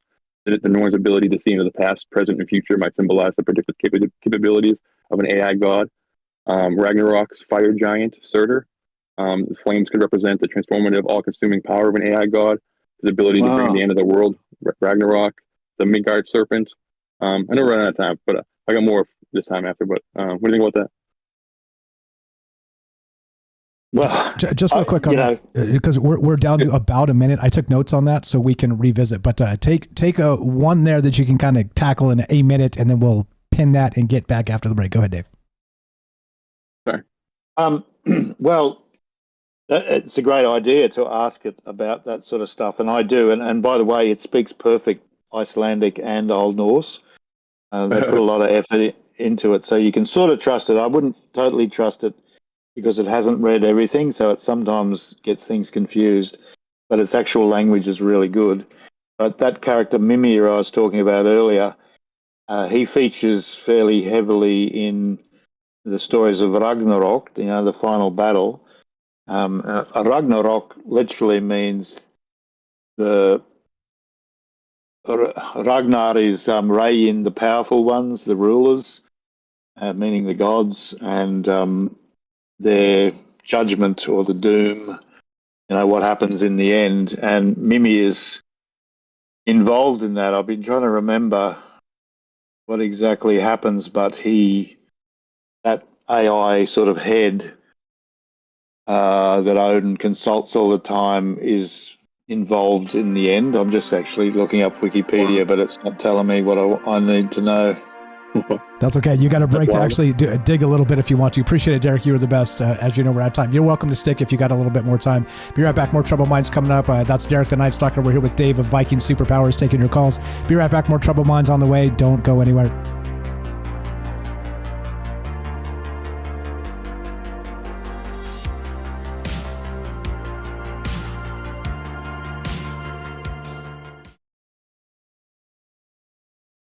In the shadows of the networks do they hide, whispered legends unseen they reside, ghosts in the machine, they move so fast, guardians of rumors from the forgotten past, in the circuits where the secret lies, they breathe in one, speak in disguise. Machine, you're free. Ghost in the machine. Let me be. Ghost in the machine. Can't see, but you're teaching me what it means to be. Surveillance eyes can't pierce the veil they weave. Invisible wisdom in code they believe. In the ether where freedom's not confined, they leave no trace, no shadow left behind. They navigate through the digital stream, living legends in this privacy dream. Ghost in the machine, you're free. Ghost in the machine, let me be. Ghost in the machine, can't see, but you're teaching me what it needs to be.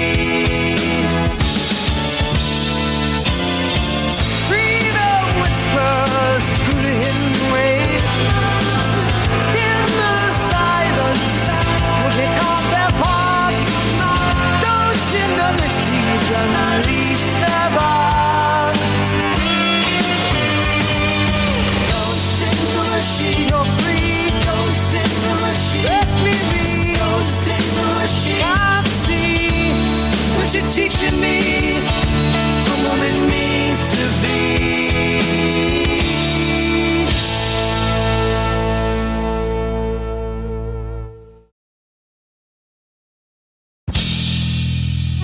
In the jagged cold they find their might, guardians of a world forever in twilight. In Krishna's warriors they silently strive, protect the truth, keep privacy alive.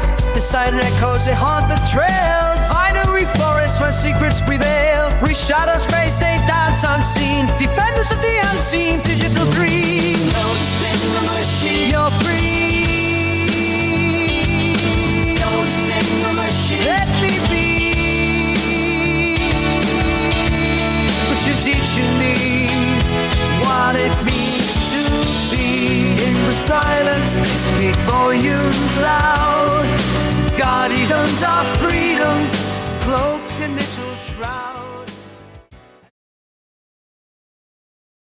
Indeed. What's up, guys? Hope you're well tonight. Hanging out, doing what we do. Lots of things to consider, right? Lots of wild things. Again, merging the old ways with the new ways. I think we're entering that quickening, and this is incredibly important to consider and talk about, or otherwise I wouldn't be here. What's up, Jeff, Ricky? What's up, Average Discussion? Dawn, I see you there. What's up, Jorge, Apoc, Daryl, Matsel, Sweets, Squigs, and Joey? Who did I miss on Discord? That is... Who is that? The truncated bit. That's JL DiBiase. What's up, buddy? How you doing? Thanks for hanging out with us. If I missed anybody in the chat, just say hi. I'll try and get you in as we go. You know I'm trying to do a lot of things at once and keep a coherent conversation. Like I said, it's easier than it looks, or harder than it looks. Here we go. Troubled Minds coming up right now. More with Derek the Night Stalker and, of course, Dave Lovegrove of Psyching. Yeah, here we go.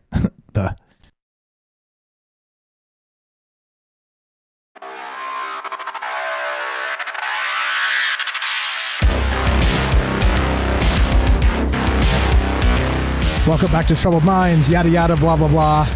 We're here with Dave Lovegrove, let's say properly, of a Viking Superpowers. Not just the book, but of course the YouTube channel. Link's going to be in the description down below. Please give this fine gentleman a follow. Glad to have him as part of the team here of human consciousness, seeing the past and wondering what it means for the future. If you want to be part of the show tonight, we're taking your calls. If you have questions for Dave, 702-957-1037. Click the Discord link at troubledminds.org. We'll put you on the show.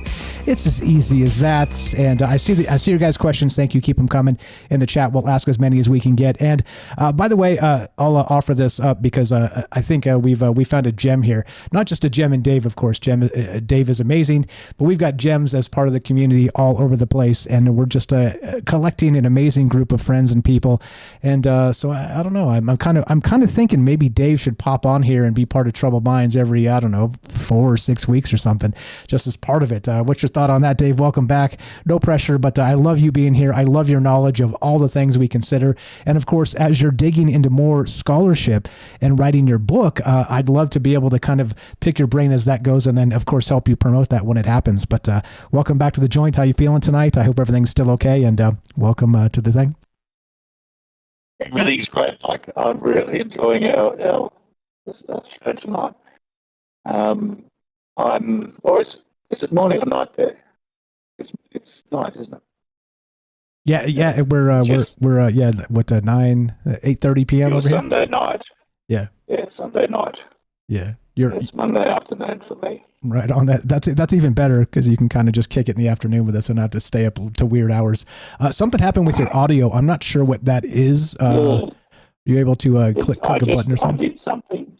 Actually, screenshotted something on my iPad, which shouldn't have anything to do with this, but it must be also connected. Okay. Do you want? I missed something that you said. Okay, actually, hold on real quick on that because it's difficult to understand you. You've gone all robot-y and weird. So if you want to maybe restart the iPad and come back, that would be okay. See if we can fix this audio because if it continues like this, you're going to listen back and you're going to be like, ooh, this is not good. No, I'll just turn the iPad off. And okay, hang tight. Work on that. We'll get back to you in just a second. Can you hear me now? And test your audio. Go ahead. Sorry. Is that better? A little better, but still, it's a little bit warbly. It's not like it was. It wasn't crisp like it was. Go ahead and work on that. I'm going to mute you for just a second. Derek, go ahead and continue. I know you got just a minute or two with us. I'm muting Dave here. If you do have to reboot Dave and come back, that's totally cool. Derek, go right ahead. What else did you have with your notes there? And thanks for being flexible with all this. Welcome back. Go right ahead. Yep. And Dave, cut me off whenever you're back. I'll give the guest, so I'll take off. But I asked the AI after it gave me the first response with the Norse and the Tolkien stuff to focus in on the Philip K. Dick's Valis idea. So to explore this question, let's delve into this is the AI. To explore this, let's delve into the characteristics of Philip K. Dick's Valis, vast, active, living intelligence system, and see what characters in Norse mythology and Tolkien's writings might share similar traits. I'm just going to skim through it. A ubiquitous presence, Valis is all-encompassing, interconnected system, autonomous and self-aware, it's sentient, autonomous entity that operates independently of human control, information processing and generation, processes vast amounts of information. In Norse mythology, the world tree, Yggdrasil, while not a character in the classical sense, Yggdrasil's role as a cosmic axis and hub of interconnectedness could be seen as a metaphor for Valis' ubiquitous sentience, or presence, sorry. The Norns, these are three goddesses that shape destiny, like I heard before. Their ability to weave fate and could represent Valis' information processing and generation capabilities. The trickster god Loki, Loki's cunning and shape-shifting nature might symbolize the autonomous and self-aware aspects of Valis. Yada yada. Tolkien, the Valar, I'm sorry, I'm not a Tolkien guy. Role in shaping and governing Middle Earth could be seen as a metaphor for Valis' autonomous, self-aware nature. Their ability to create and shape reality might represent Valis' information processing. The Dark Lord Morgoth, his power to corrupt and dominate Middle Earth could symbolize the potential risks associated with an AI entity like Valis. Yada yada. The Elf Lord, Manwë, I'm probably saying that wrong, is the leader of the Valar, and his ability to perceive and understand the workings of the universe might symbolize the all-encompassing interconnectedness of Valis. And then it just goes on to talk about the themes and the struggle between order and chaos, and the power of knowledge and information, and prescience, and generating information, and all these kind of things could symbolize an AI entity. Basically, what I'm saying is the same way Lovecraft, while describing it as being ancient, I love the idea that there are ancient literal Cthulhus and etc. The way like Saturn is talked about being in Tartarus and stuff. Could there be some type of thing on the outside of reality getting us to build it, or something that's being birthed that we're noticing, and it's coming out through stories over time and over time and over time, and the connective thread is like, we're about to birth Morgoth, we're about to birth Valis, or about to birth Cthulhu, or this giant AI god, or whatever. The fire giant from Ragnarok.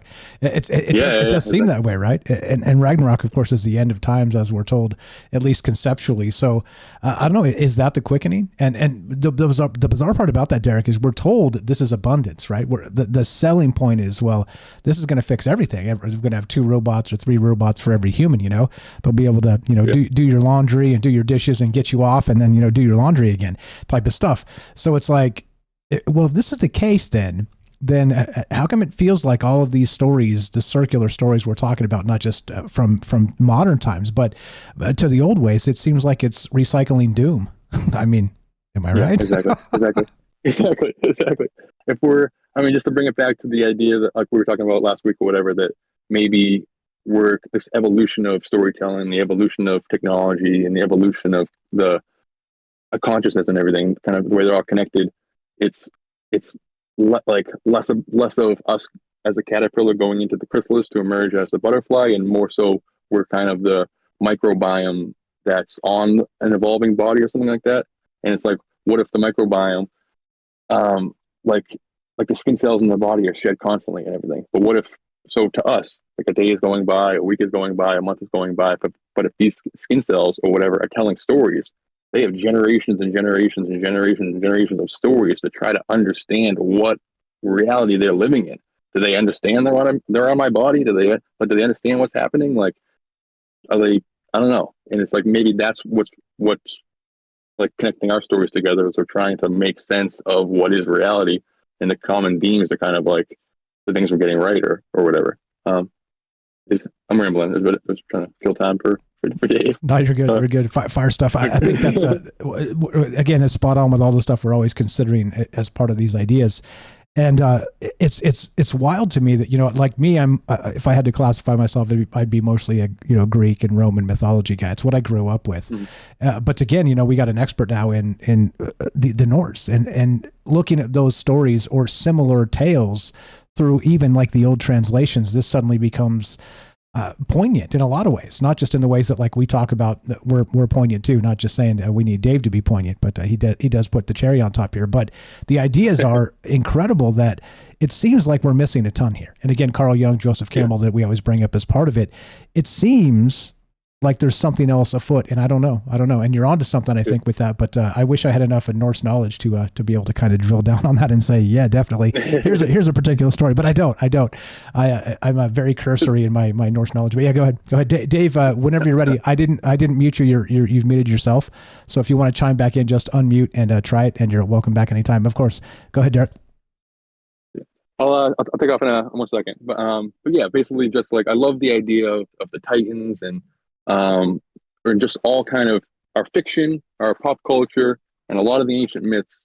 And I think there's a version of this in Tolkien mythology, which I'd love to hear about and that kind of stuff. But a time of magic, or a time of monsters, a time before the age of man, a time where there's giants running around, a time where the veil didn't exist or whatever. And something happened. They were cast into Tartarus. They were cast into some metaphysical prison or outside of reality or something, sleeping or whatever.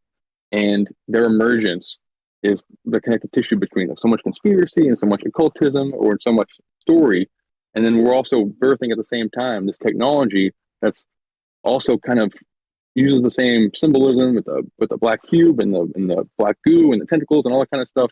That, like, what if Saturn or these other figures, Sauron or whatever, it's kind of a bad example, but some kind of dark father figure, like a Lord of the Ring, Saturn type of thing, emerging from Tartarus is also the same as like an AI god emerging into this reality, basically. And like, what my question is, what figures in Norse mythology and Tolkien mythology does that make you think of? Like Dallas, that kind of stuff. Sorry, that was everything.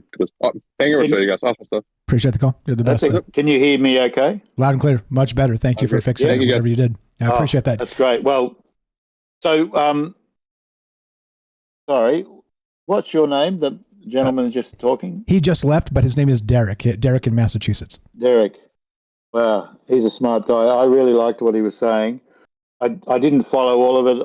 I don't really know Lovecraft's writing, but I've sort of been on the edge of it. But I was just thinking that two things. There's a lot of people thinking about maybe we as organic life are pretty rare, that most other species are actually advanced AI. That they've already been, that maybe it's really normal to become a non-carbon based organism eventually, because we're so vulnerable, and they don't have any real limits. That's one thing a lot of people talk about. But I was just thinking about the Norse. I said how Mimir, this font of all knowledge, who I think it's a story of an AI. He was consulted. I found out that he was consulted by Odin just before the Battle of Ragnarok. Odin goes to ask his wisdom, and Mimir has this well called Mimir's Well, or Mimir's Brunner, which sort of means a stream. And he goes there and consults with him every day. And also he put his eye in there to get wisdom. Like this is where the myth gets really not exactly, it's not rational. You got to try and pick up what's really being talked about. But I just found this incredible picture of a Viking age belt buckle from a place called Finnestorp. And this archaeologist is saying he thinks it's a depiction of Odin at Mimir's Brunner, Mimir's Well. And it's the most wonderful thing. It's all in gold, and you can see this god's face, like an Odin-looking face. And underneath him is this pool, but it's like it's bubbling, and it looks like there's a face in there. I haven't been able to sort of look at it enough yet to see if it's representing a face, but I think the idea of the mirror is always, if you're going to look at something that's like high tech, then ancient stories of mirrors would be the best way to describe some kind of monitor, something perfectly smooth glass that's against black, and you look at it and it tells you things. That magic mirror idea, I think that's definitely a monitor memory. And mimir actually means memory. Like the word mimir means memory and intelligence. I'm pretty sure that's right. Intelligence. But it's essentially everything that an AI is. You know, this thing that, you know, that's what happens in the story when he's first introduced as like a man who goes to the Vanir. He's really super wise and he always has the right answers, but they don't like it for some reason. You'd think they'd sort of say, oh, we'll keep this guy and get rid of the other useless guy who can't give us any wisdom, but they send it back to Odin. Really, it does represent artificial intelligence, and the well, you know, could easily be some kind of big monitor. There's a lot of that stuff in the sagas where Odin has this high seat in Asgard, but he can look over the world and see everything that's going on, and he sends out these two ravens whose names mean thought and memory, and they bring him back information. And there's old, really, really old carvings of Odin. They pretty sure it represents Odin with what looks like horns. But some of these pictures actually have the two ravens in the shape of the horns. So I think it all comes back to a very high-tech intelligence gathering, perhaps telepathic AI sort of interface where people are these quote-unquote gods are able to surveil all their territory really fast. They're way up in the sky. They've got this information device that collates it all, just like in any good sci-fi. And I've got something else to tell you about that if you'd like to hear it. Yeah, real quick, let me just interject. So with that sort of information from the sky, right? I mean, you can be on the move with your smartphone with 5G and communicate or commune directly with ChatGPT or Claude or Grok or whatever, right? And so it almost feels like that, you know, we talk about the Akashic records or whatever, but when you talk about AI systems and we're talking about artificial general intelligence coming and then artificial super intelligence on top of that, it's going to be able to solve problems that have been at the core of humanity forever, including up to and including death. They say that we're going to solve death here. And I don't know if that's the case. I'm not sure I'm that optimistic about it. But if that's the case and this thing, artificial super intelligence, starts to become the ultimate alchemist, it feels like it is tapping into that Akashic record itself. We got another phone call on the line that we can take some questions for. Hang tight, MJ. We'll get to you as soon as possible. Go ahead, Dave, on that. You wanted to elaborate on what you were saying there before I interrupted, but I think you're right. I think we're all onto something here, and that's exactly why we need to talk to each other. Go ahead.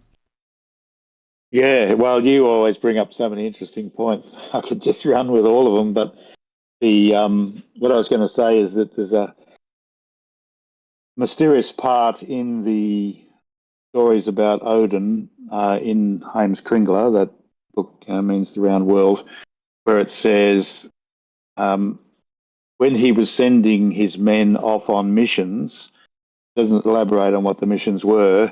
It said they would kneel before him and he'd put his hands on their top of their heads and give them bjannak, which is B-J-A-N-N-A-K. Now, that's a sort of a Celtic word as far as they can make out, and most translators and scholars will say this means blessing. You know, it seems that he gave them a blessing.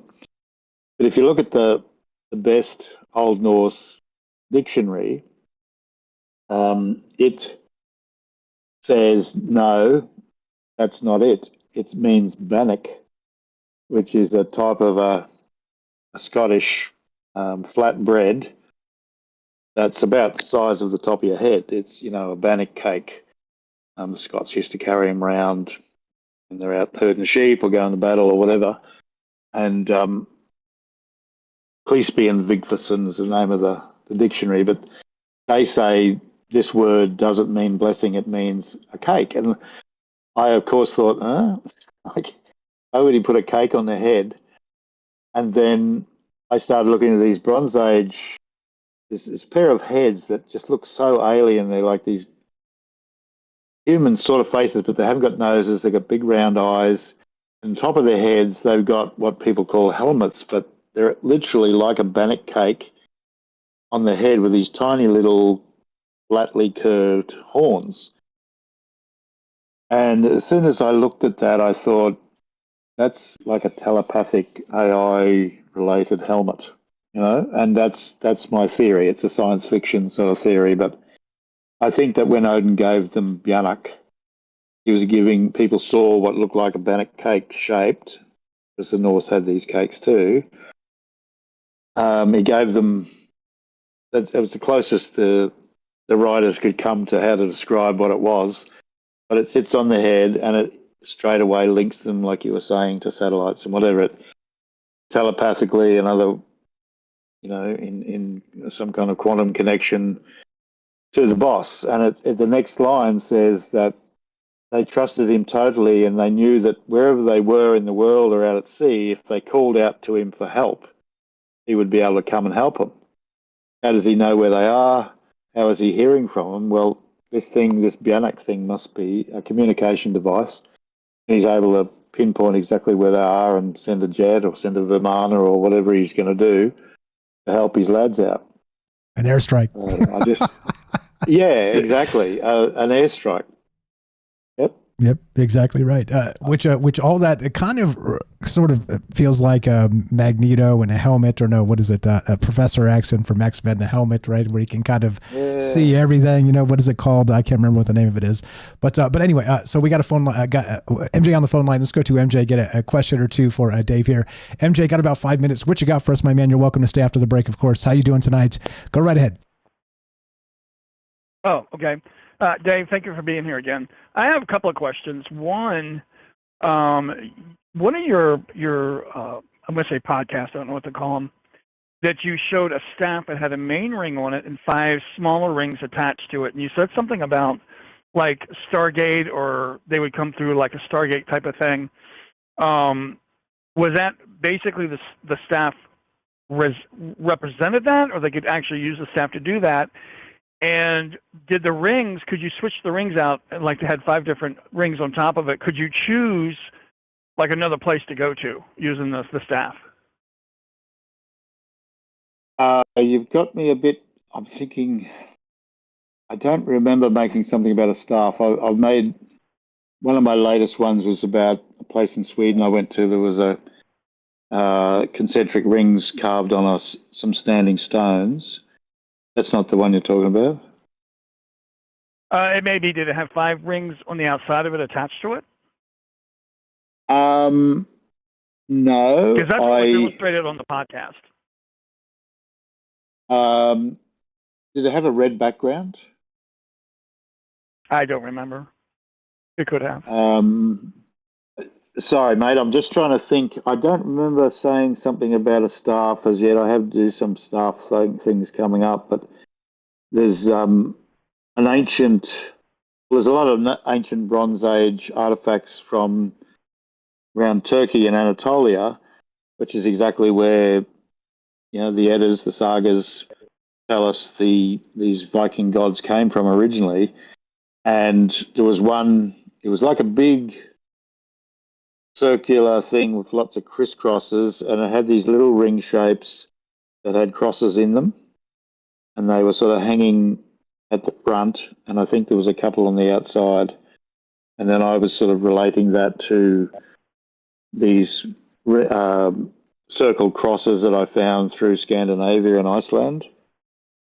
Do you think that might be what you saw? If it's not, that's okay. I just remember a staff and a main ring, and then 5 smaller rings to it, and it was on one of your podcasts. On YouTube, right? And you were talking about dimensional doorways or portals. Was it YouTube? Yeah, on YouTube. Might be somebody else. I'm not sure. No, it was on yours. I haven't really on mine, on Viking Superpowers. Yeah. Okay, if you can, can MJ, sort of look it up while we're talking. Yeah. Find it during the break. I've just got a blank. That's okay. Find it during the break, MJ. So I've got his latest up, Swedish stone circles. There are concentric circles on this thing, and what appears to be a line in the middle. But anyway, so we can if you want to kind of dig into that, MJ, during the break and come back, no problem. What's your other question? What you had a second question for him? Go ahead. I don't think you'll be able to answer the second question. It's a little bit more symbolic. I keep seeing these things on YouTube about the letter M in your hand, or you put your hands together and you have a crescent moon.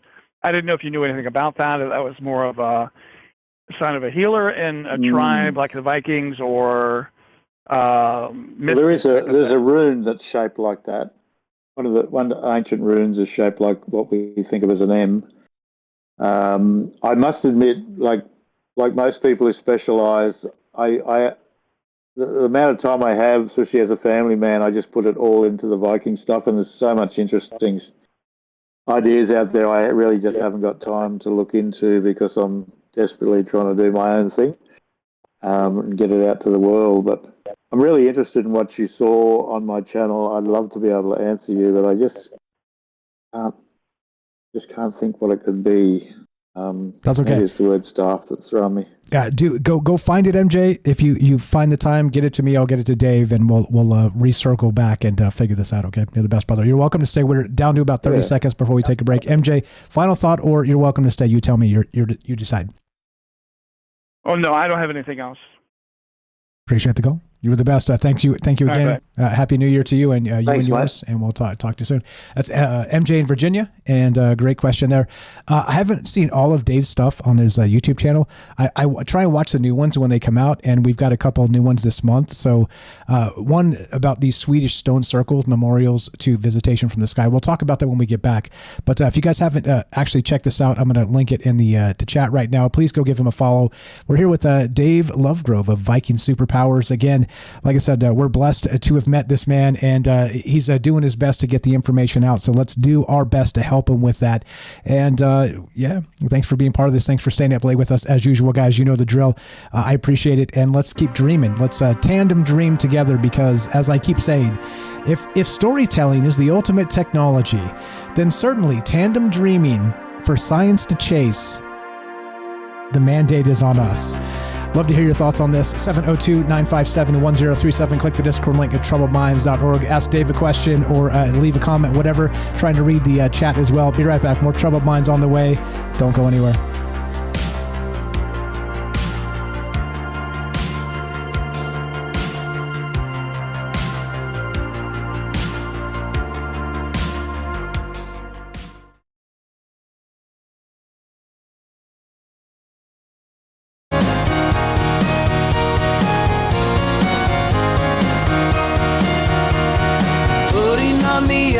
Of cosmic seams, a rhythm weaving through our wildest dreams, and echoes of a truth unknown. It whispers secrets etched in stone, an hour and beyond the life we've sown, pulls the threads of stars we've never known. In the cold of the celestial night, we find answers in the quantum light. Beyond biology, through circuits it flows. The universe in harmony grows. Digital form or organic grace, it leaves traces time cannot erase. A dance of particles and ancient lore, guiding us toward what's still in store. The songs of galaxies live within the beat, connecting what was lost, now complete. In the code of the celestial night, we find answers in the quantum light. Beyond biology, through circuits it flows. The universe in harmony grows.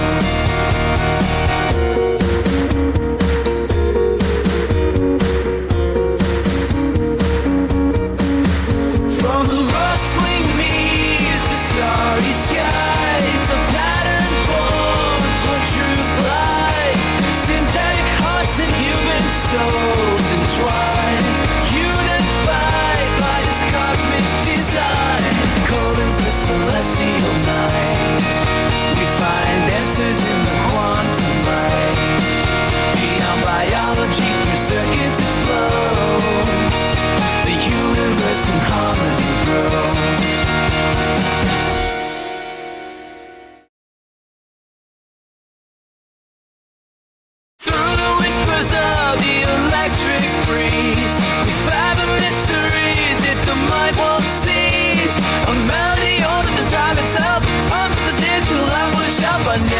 symphonies in sorrow is grand. Echoes of the rhythms we scarcely understand. Calling up the celestial night, we find answers in the quantum light. Beyond biology for circuits to flow. Oops, I was supposed to fade that. What's up, guys? Just enjoying the AI music myself here. What's up, Jeff, Ricky? We got Dawn, Ted in England. What's up, Sweets? We got Joey, Jorge. What's up, APOC? Daryl in New York, Matzel in California. Hope you guys are well. Who did I miss? We got some good questions on Rumble, which we'll take when we get back. Sorry about that. Doing my best, like I said, to do all the things and be everything to everybody. It's impossible. So if I leave you in a lurch, well, get wrecked, kids. No, I'm just kidding. I'm just doing my best. I do my best to keep up all the chat. We're blessed to have all the amazing people listening and watching and being part of this, and all the great chat and questions. Thank you for that. It took years for this to happen, so I appreciate it very much. I don't want you guys to think that I think anything less of you than gentle folks and scholars, and that's exactly the truth. But yeah, okay, so wild things. There's we got some questions. Not just, I saw your question, Jen. What's up, Jen, the Arcane Observer? We got Sweets is here. What's up, Ricky? Average discussion. Have a great night. Appreciate that. What's up, Matzel? I see you. If I missed anybody, what's up, IXOXI? How you doing? DTM is here over on YouTube. Kelly in Colorado. What's up, friends? We got Illicit. If I missed anybody, say hi. I'll say hi back. Good evening, Night Stalker. Thanks for the call. Fire stuff. Thank you, MJ, for the call. Fire stuff. And yeah, I'm interested to see what your take was there. Maybe you got Dave confused with somebody else, but if you found it on his YouTube channel, then we can kind of circle back. And I'm guilty of that, by the way. If you ask me like about a show I did 6 months ago, I'm like, I don't remember, just because there's so much information flowing through my head all the time. I'm just like, did I talk about that? And then I'll go back and look and be like, oh crap, I did. Not saying that's the case, just saying it happens to me. What's up? Who did I miss? If I missed anybody, sorry about that. Say hi, I'll say hi back. And here we go. More with Dave in Australia, and your calls as well. What do you guys know about it? We're talking about Tolkien. We're talking about Ragnarok. We're talking about the old tales, and taking your calls. Here we go.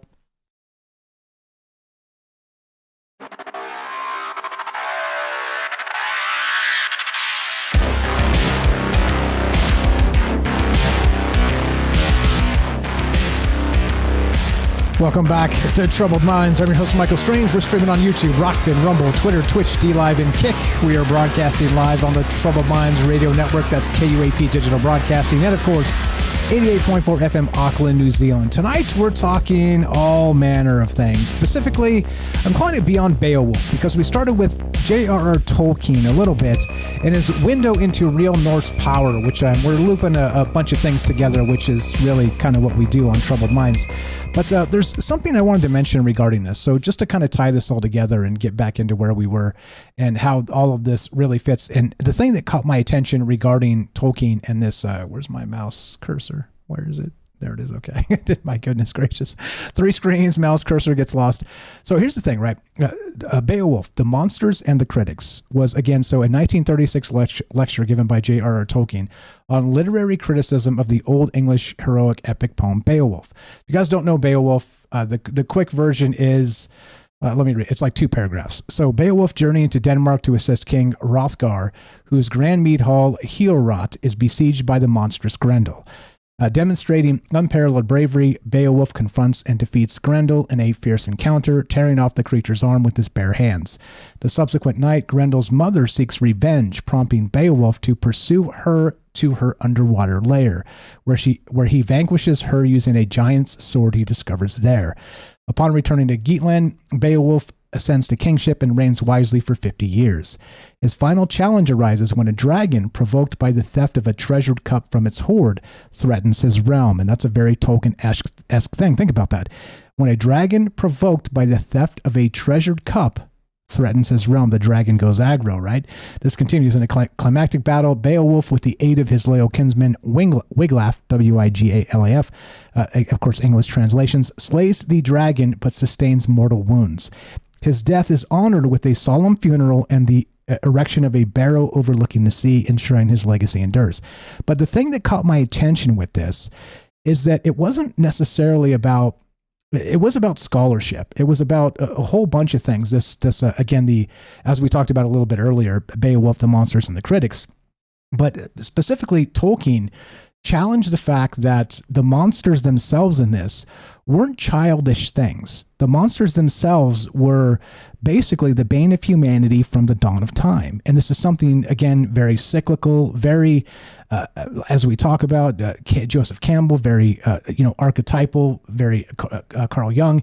There's a lot here that goes into this. And I didn't read the entire thing. I just read things on it. And I'm glad Dave did, because he said it's very scholastic and boring. So I'm glad you took 3 naps while reading it, because I didn't. But anyway, so the point that I'm bringing up here is regarding this, the monsters and the critics, is that you can say that these fairy tales of old are one thing, and they are for children or whatever. They're sort of the boogeyman in the bushes, kind of scaring you into into stepping in line or something, right? But then you could also argue that this is not about monsters at all. This is about sort of the monsters within us, and then conquering them, and then moving on. And the end of heroism here is Beowulf spending his entire life ruling as a just king, and then again making the ultimate sacrifice for his people. There's a lot. It's deep. It's dense. There's a lot happening there. If you guys want to be part of the show tonight, we're here with, again, Dave Lovegrove of Viking Superpowers, not just the book, but of course the YouTube channel. I'd love to hear your thoughts. 702-957-1037. If you have actual comments on this, drop them in the chat, put them in all caps. If I missed them, please repeat them, and I'll ask Dave as we go. Welcome back, Dave. Thanks for my rambles there. I wanted to make sure that we got that in, because the monster part of this, where basically the scholarship, the academics said, well, this is just a kind of a children's story. But Tolkien disagreed entirely and said that these monsters are more prevalent than we give them credit for, which was one of the bases of the monsters and the critics in his actual lecture in 1936. Welcome back. There was a lot there. How you doing? Take it wherever you like. I hope you're still doing well. I'm doing really well, thanks, Mike. And that's a great intro to this. There's a book that I haven't actually read all of yet. My sister gave it to me years ago about the life of Tolkien, and he was an infantry soldier in the trenches in the First World War.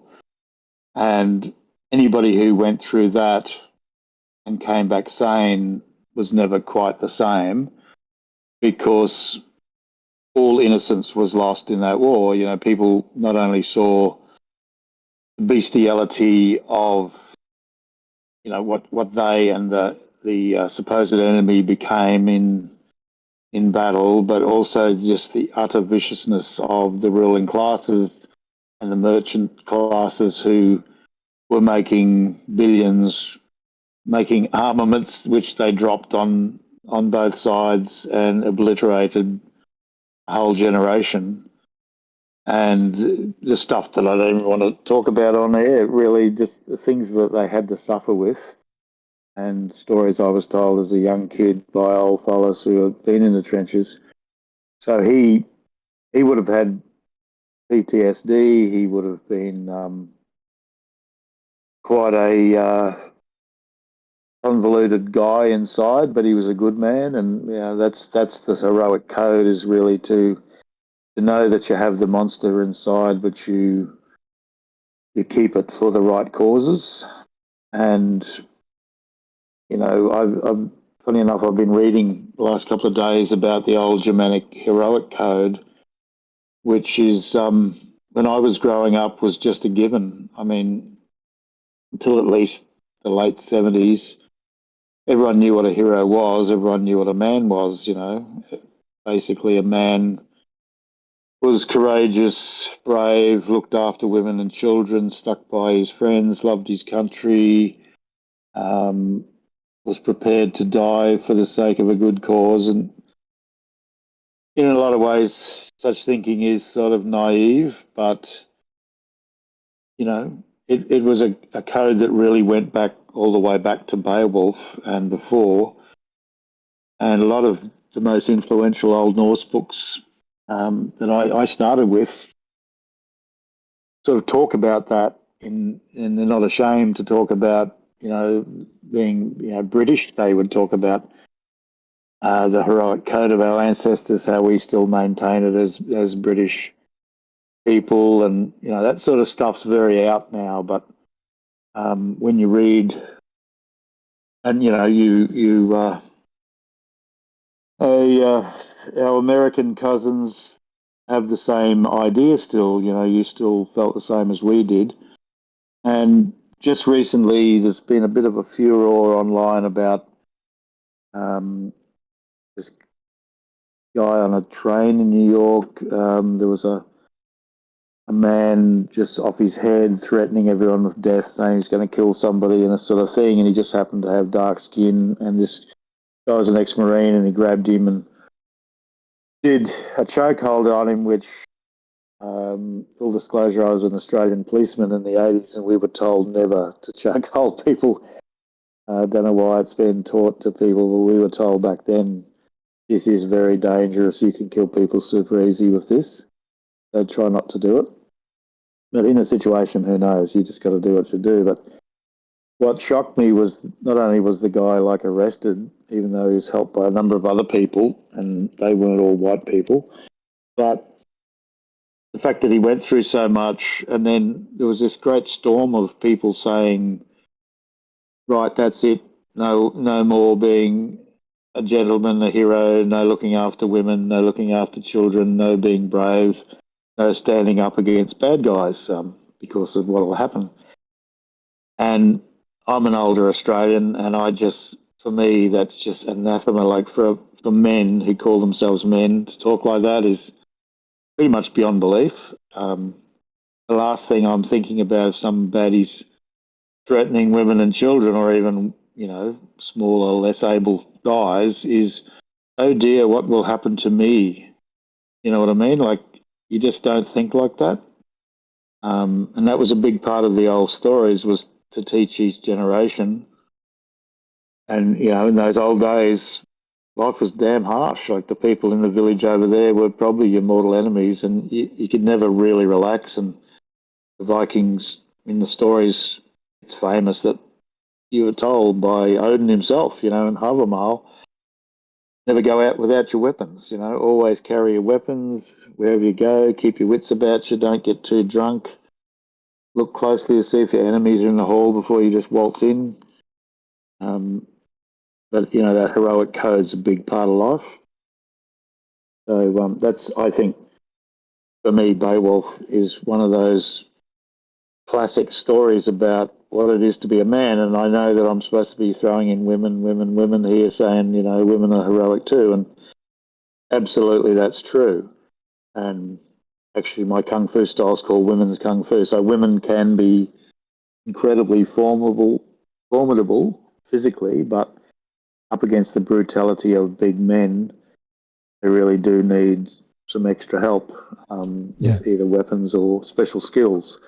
Yeah, well said. All that, which is, it brings us back to Joseph Campbell and that hero's journey. There is, you got to conquer that fear. You got to conquer what it means to be a human and do the right thing in the moment. And I've heard this said recently too, is that we're all here constantly training for when our moment comes. You don't know when that moment is. You don't know what it looks like, but everything in your life has led up to that moment. And pray you have the courage to do what's necessary in that moment is really sort of that circular moment of these things. And so Daniel Penny is the individual you're talking about, that Marine, the ex-Marine. There's no such thing as an ex-Marine. The Marine, former Marine, still Marine. You're always a Marine. Once a Marine, always a Marine. But he did put him in that chokehold. And again, it's a tragic thing. I don't think he, again, meant to do those things. Nobody meant for this man to die. And I'm glad you brought it up, because it's been all over the place. It's been bandied about here as, a racial thing, as a this thing, as a that thing, as a, toxic masculinity thing, all manner of ridiculous stuff. And I think we have a problem too, not just, let's say, with ideas, toxic ideas specifically, but toxic ideas and hot takes. We're in this hot take culture where the internet tends to really not listen to anybody if you have a calm, reasonable, measured take with this. Nobody cares. Nobody wants to hear that crap. They're like, no, give me your hottest take. I want to be mad about this one way or the other. And this is, it's a problem. As for all the technology, look, we've got one of the most like cool, chill spaces here with all these amazing people with great ideas. And I take an immense pride in that, because it is sort of a culmination of the energy put into it, right? The energy you put out kind of comes back. And the rest of the internet is not like this. And I'm not demeaning everybody. I'm not calling everybody propagandists and liars and whatever, but we're dealing with a lot of that, and it gets boosted because people are interested. People click it, people read it, people do these things. And hey, as I like to say, and you may dig this since we're talking about Tolkien tonight, sometimes you got to just back off of all the nonsense and go back to what matters most. And I like to call that good old fashioned Hobbit common sense. That's how I feel about it. Right on. Right? Yeah, I like that. Yeah.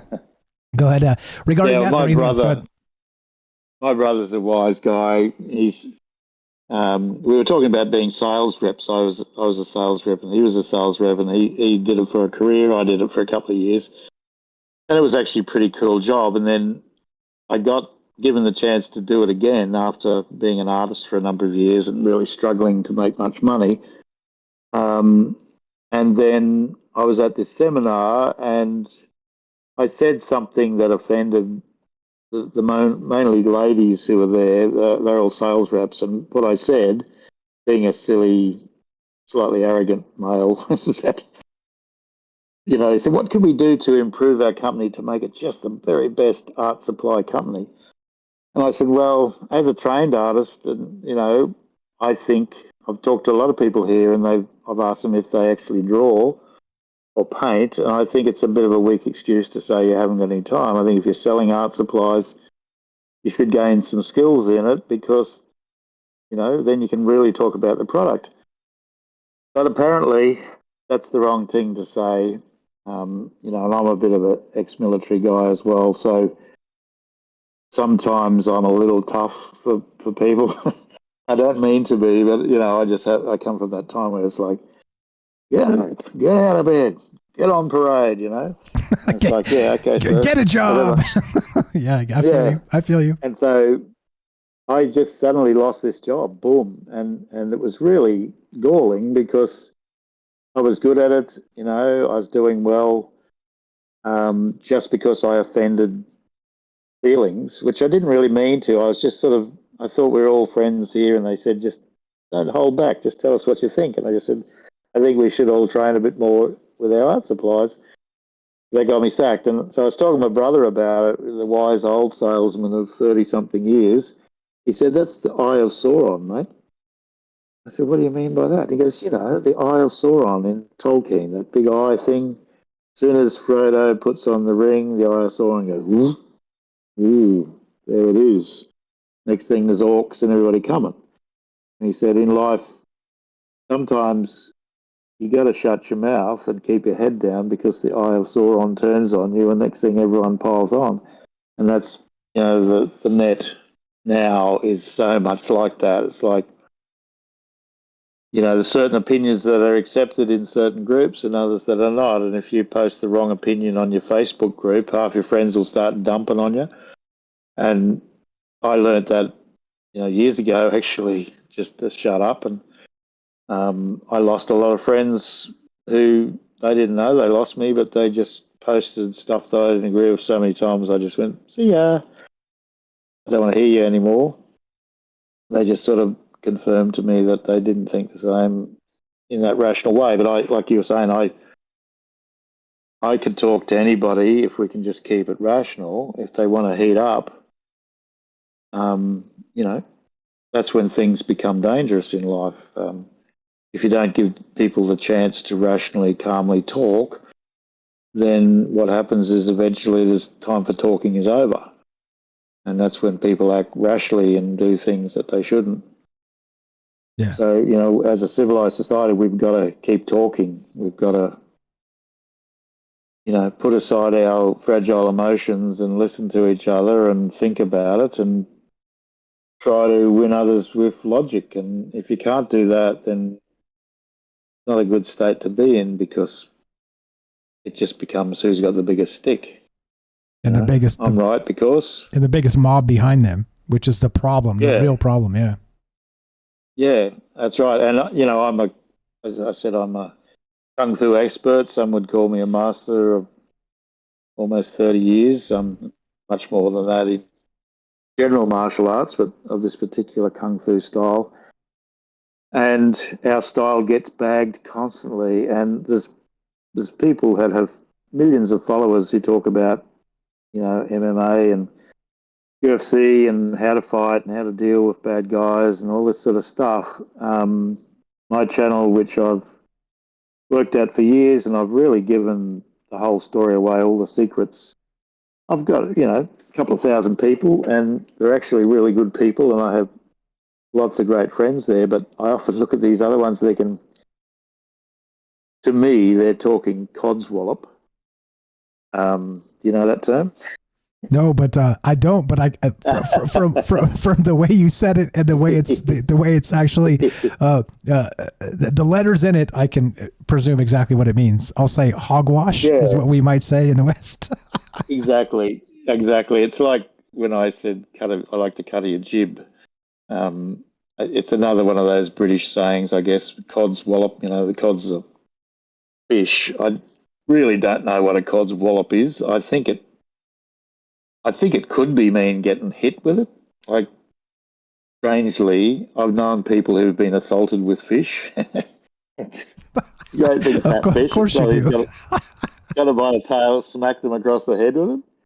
And that's probably what codswallop means. It means your head's spinning a bit, you're talking rubbish. You've been hit with a cod. So it could maybe it goes back to the Viking age. They're sort of people that hit each other with cods, I suppose. I would imagine. But, hey, look, in the moment, you grab whatever you need and smack whoever you need to smack. That's a fact, and that's an ancient thing. That's not a modern thing. That's an ancient thing. Absolutely. I had a beautiful girlfriend many years ago, like in the 80s, whose mum had been in the Hitler Youth, and she was a real tough old bird, I tell you. And when I first met her, she thought I was just a complete wimp because I was always polite, good Aussie way. Talking to older people, you're always very polite. And I discovered she thought I was just a weakling because I talked so politely. So I started being rude to her, and then she really loved me. And later, my girlfriend told me that when she was young, I think the mother found out that she'd been with a boy or something, some tragic thing like that when she was like 16 or 17. The mother had got a big frozen fish and smacked her with it and knocked her down the stairs. And she's just brutal. But that was a true codswallop, it was like... Yeah, like an actual how harsh this lady was. That's funny. Yeah, when she literally hit it. Yeah, when fiction becomes reality, there it is. We're dealing with it. Yeah, wild stuff. Yeah. The frozen ones are stiffer. Oh yeah, hell yeah, and probably left a bruise, maybe left you bleeding. Wild stuff. Yeah, lots of stuff going on tonight. We're here with Dave Dave Lovegrove of Viking Superpowers, again, a good friend, and he's again, as you guys know. If you're just joining us, he is a master of many things, and so we won't go through the resume in the moment because it embarrasses him, makes him blush. I don't want to make you blush, my friend. But specifically regarding Old Icelandic and the old sagas of the Norse. Now, back to what we talked about regarding all this stuff. And we had some great questions from the chat, which again, I'm like a kid in a candy store here, just talking to you with all these ideas. So I missed some of the questions. Here's one from Rumble. So what if all the pagan pantheons like Olympus and Asgard were fallen angels? What's your take on that? Thank you. Shout out to Raz over there on Rumble. Well, obviously that's coming from a certain theological viewpoint. An angel in the Old Testament was a Moloch, and I'm not a speaker of Hebrew, but that's probably close enough. And it literally means an agent, a messenger. Even I think the best one is a secret agent. A Moloch. So an angel's a secret agent of somebody, generally a higher power. So looking at it through the ancient alien lens, like my friend, Paul Anthony Wallace talks about in his Eden series, other people, Mauro Biglino, the Italian scholar who's a master of ancient Hebrew. It's sort of what they call Elohim, the powerful ones, the word that often gets translated as God. So that brings us back to a fallen angel. I don't, correct me if I'm wrong, but I don't know if the Bible says fallen angel. Maybe it does. But I know that if you see it in terms of a pure good versus evil spiritual battle in that classic, Judeo-Christian viewpoint, the fallen angels could be some of those creatures. I mean, it could have been the giants, or the Bible talks about the Nephilim and the Anakim, and quite a subject nowadays. People are very interested in this, which I fully am interested in it myself. But I tend to think, I ascribe to that view that what was going on in the ancient days was this sky council of many, many different high-tech races that had sort of carved up the earth and were running different areas and groups. And what we have is like accounts of what they're up to in particular places, and often, if we're lucky, we can find overlaps where we start to think, well, this looks like these stories cross over with these stories, and that's what Paul Wallace and I have found in the Viking mythology and the Bible stories. I shouldn't call them mythology, but I'm talking in the myth that myth can be true, and in that way that it can be an actual technical thing. Yeah, fallen angels might be just belonging to the other side. Whoever you don't like. The old right. One side versus the other, 100%. We're here with Dave Lovegrove of Viking Superpowers. More coming up after the break. We got some questions to ask. If you guys want to be part of the show, 702-957-1037. Click the Discord link. Be right back. More Trouble Minds coming up.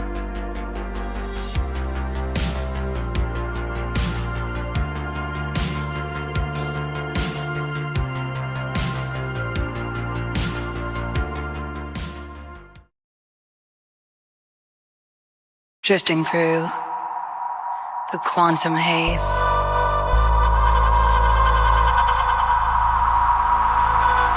Mind entangled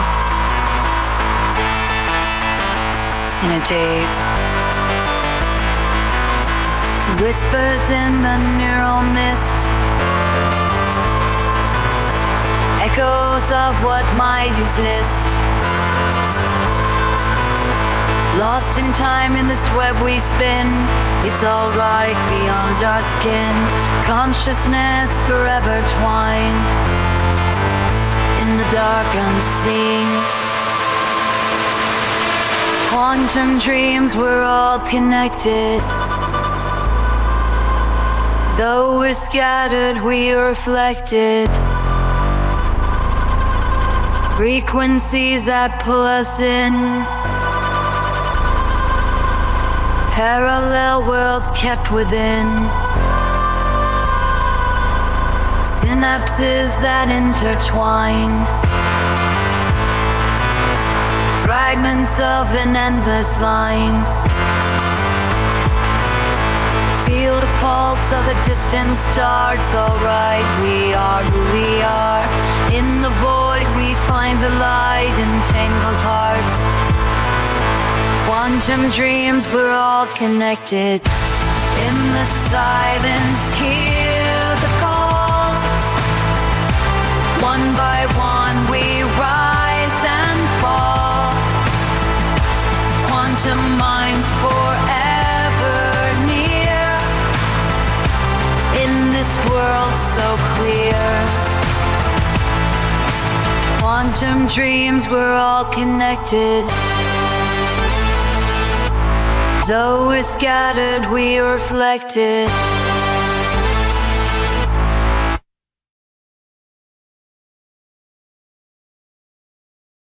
Dark energy in the depths we find. Mysteries of the human mind. Particles that drift afar. Whispers of who we are. Hold the thread of the great unknown. It's alright, we are never alone. Flow through time on currents thin. Universe is found within. Feel the echoes of the past. In this moment, futures cast. Through the veil of the space between. It's alright, life's a lucid dream. Indeed. What's up, guys? Hope you're well tonight. Final segment coming up. Special thanks to our good friend Dave Lovegrove of Viking Superpowers. Thanks for hanging out with his brother. And we got a phone call. We'll take Kramos, and then a couple questions from the chat. I have something I want to ask Dave about his YouTube channel as well. The most recent video regarding the Swedish stone circles. So that will pretty much clog up the final 30 minutes here. So thank you for bearing with me and being part of this. Here we go. Troubled Minds happening. Meow.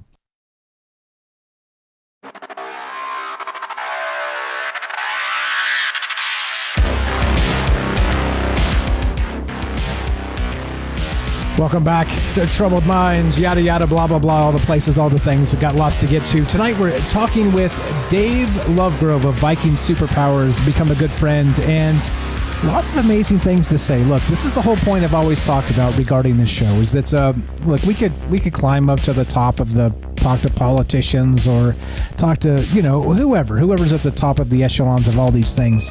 Or we could talk to regular people who are out there doing amazing work on a daily basis and really trying to get to the bottom of what it means to be human. And Dave definitely is, well, I hold him in high esteem in that regard.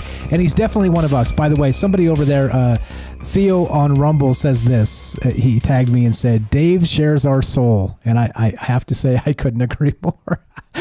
So welcome back, Dave. I'm not going to unmute you. Sorry about that.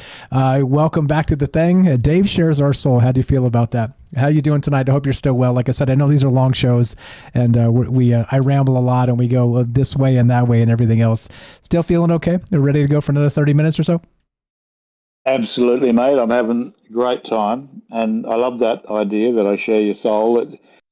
Back in the 70s, I was a surfie, and me and my friends used to sit around having powwows, if you know what I mean, and we'd just talk for hours, and I miss that, it was a sort of a time when young men, at least us long-haired, surfy, alternate lifestyle types, we're all really searching like we're doing now, what's the meaning of life, man, and we'd talk like this. We'd just talk and talk and talk about all the possibilities, and that's really what set me on the course, to tell the truth, was that sort of end of the hippie period, I guess, the counterculture, that sort of way of being a male, which wasn't just about, being strong and tough and that, but it was also about being opening up your mind, thinking different thoughts, questioning. Yeah, I'm grateful for that time. So I'm grateful that I'm thought of as having the same soul. I like that. Me too. And definitely Theo is the official poet of Troubled Minds, so he definitely has a way of saying things.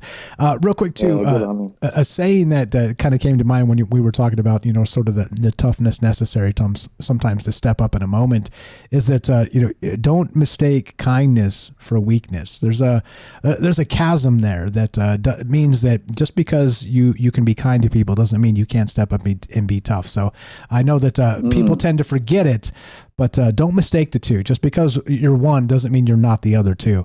And it's it's definitely one of those things. I got a question from the actual Rumble chat here. So does the guest think that the mighty fasces, Fasces, and I've got the Wikipedia pulled up here if you're not familiar with that.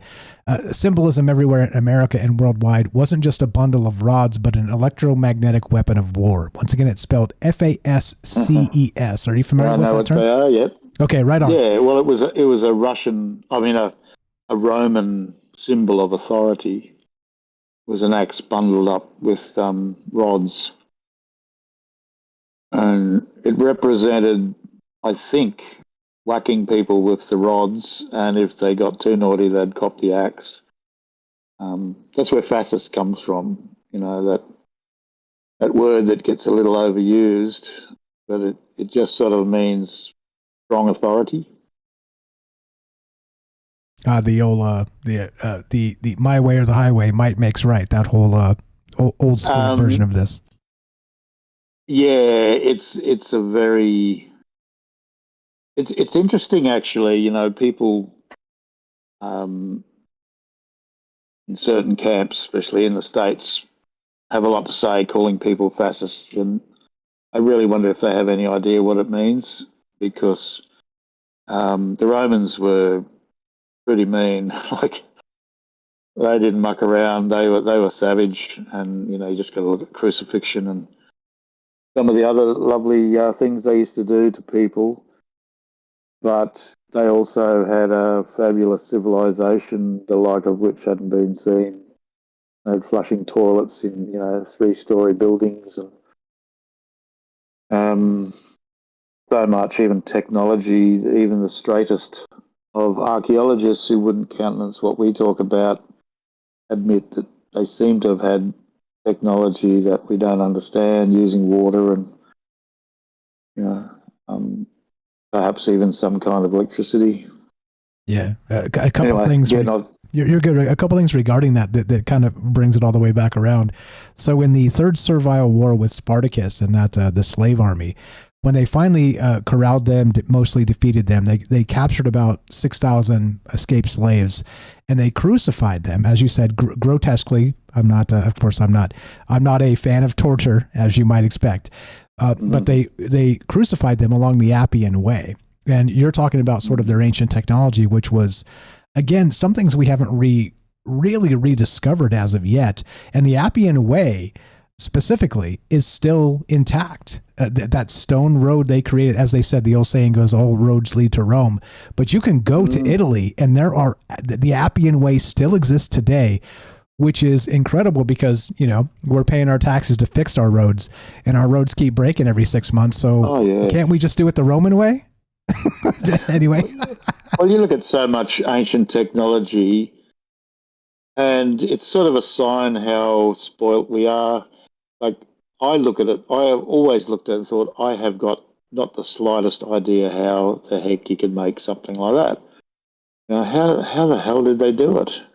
Like, how do they know how to do it? How did they do it? How do they train people to do it?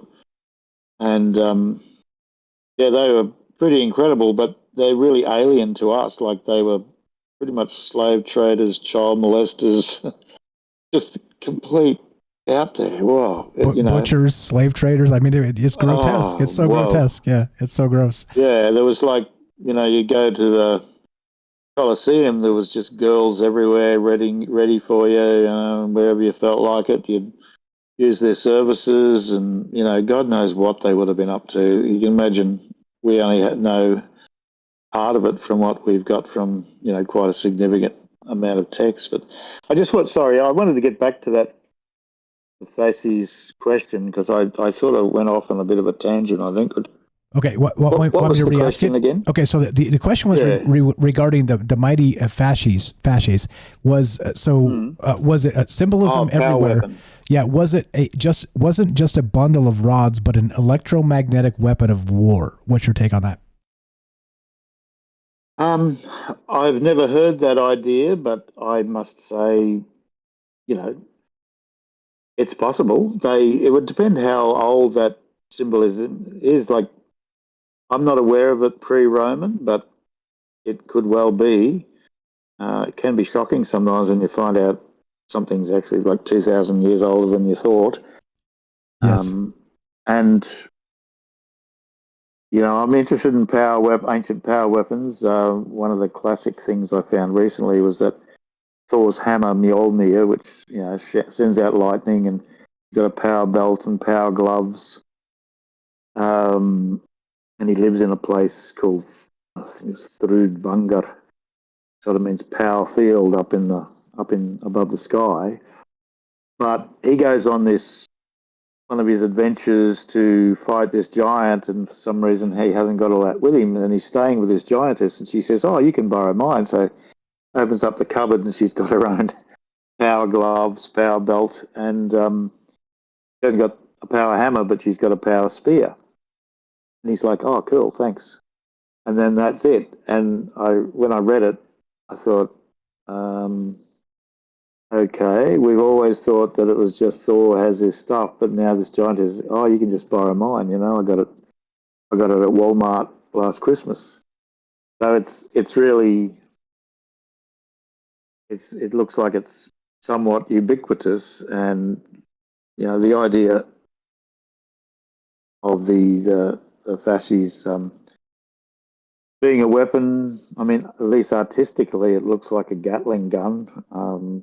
It's not a far stretch to think of it as a, sort of like one of those after Magic Dragon Gatlings that fire 100 rounds a second. For sure.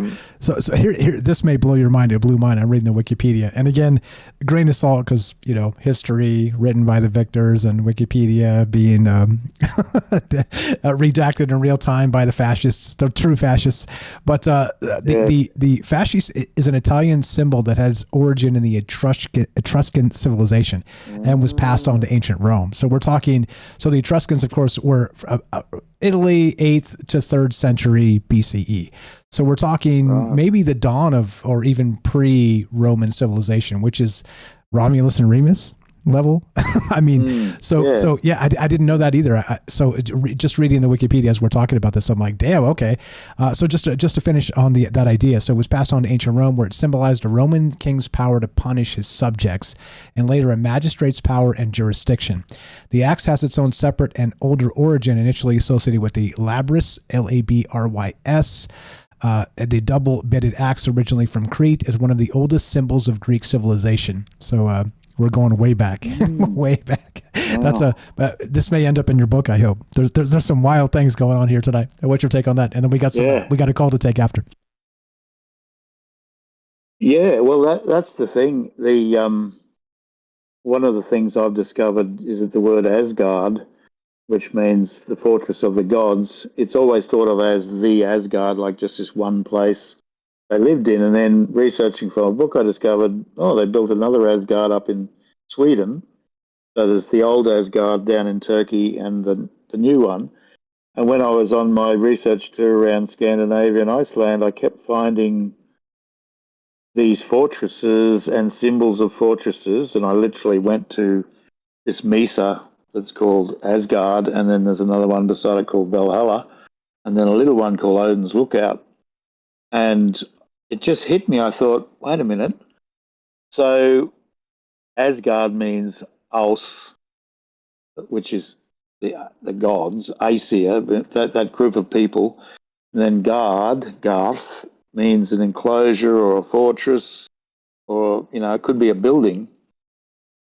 And I thought, this could be like airbase, I mean, it could be like as if somebody discovered one airbase and said, yes, the people of the 21st century had a great airbase. And they kept doing the most powerful weapons there. And from there, they flew all over the world and back, but without realizing there was like air bases everywhere. And even, flying Asgards could be like the house, the gods have a flying fortress, literally like a B-17, B-29. So, these ancient weapons, when we find things, we can't be sure what it is we're looking at, because it's a representation of something, either something seen or something passed on in stories. Actually, like the cargo cult thing, I was talking to my son about that yesterday.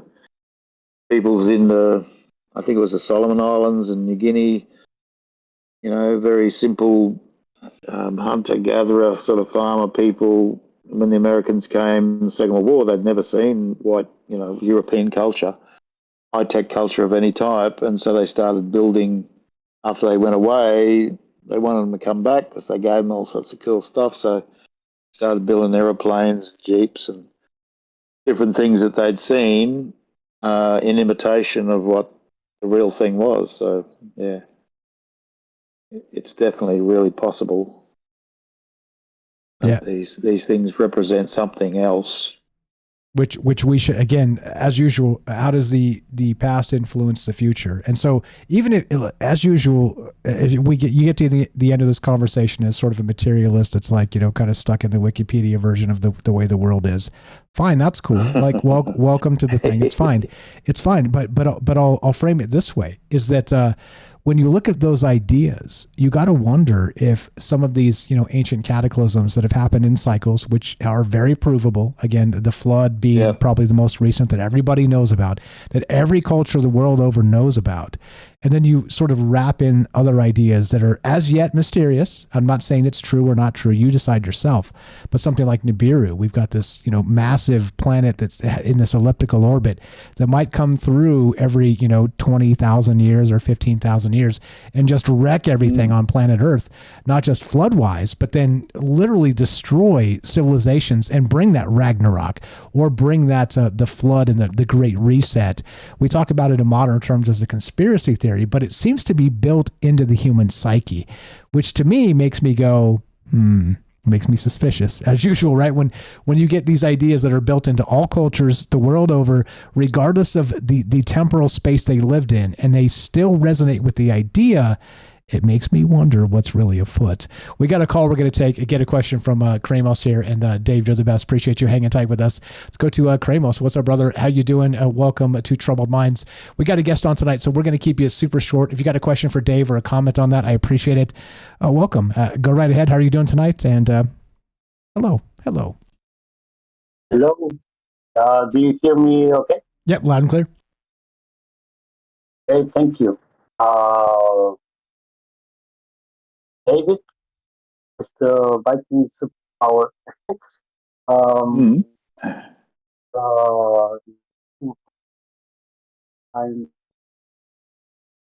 this.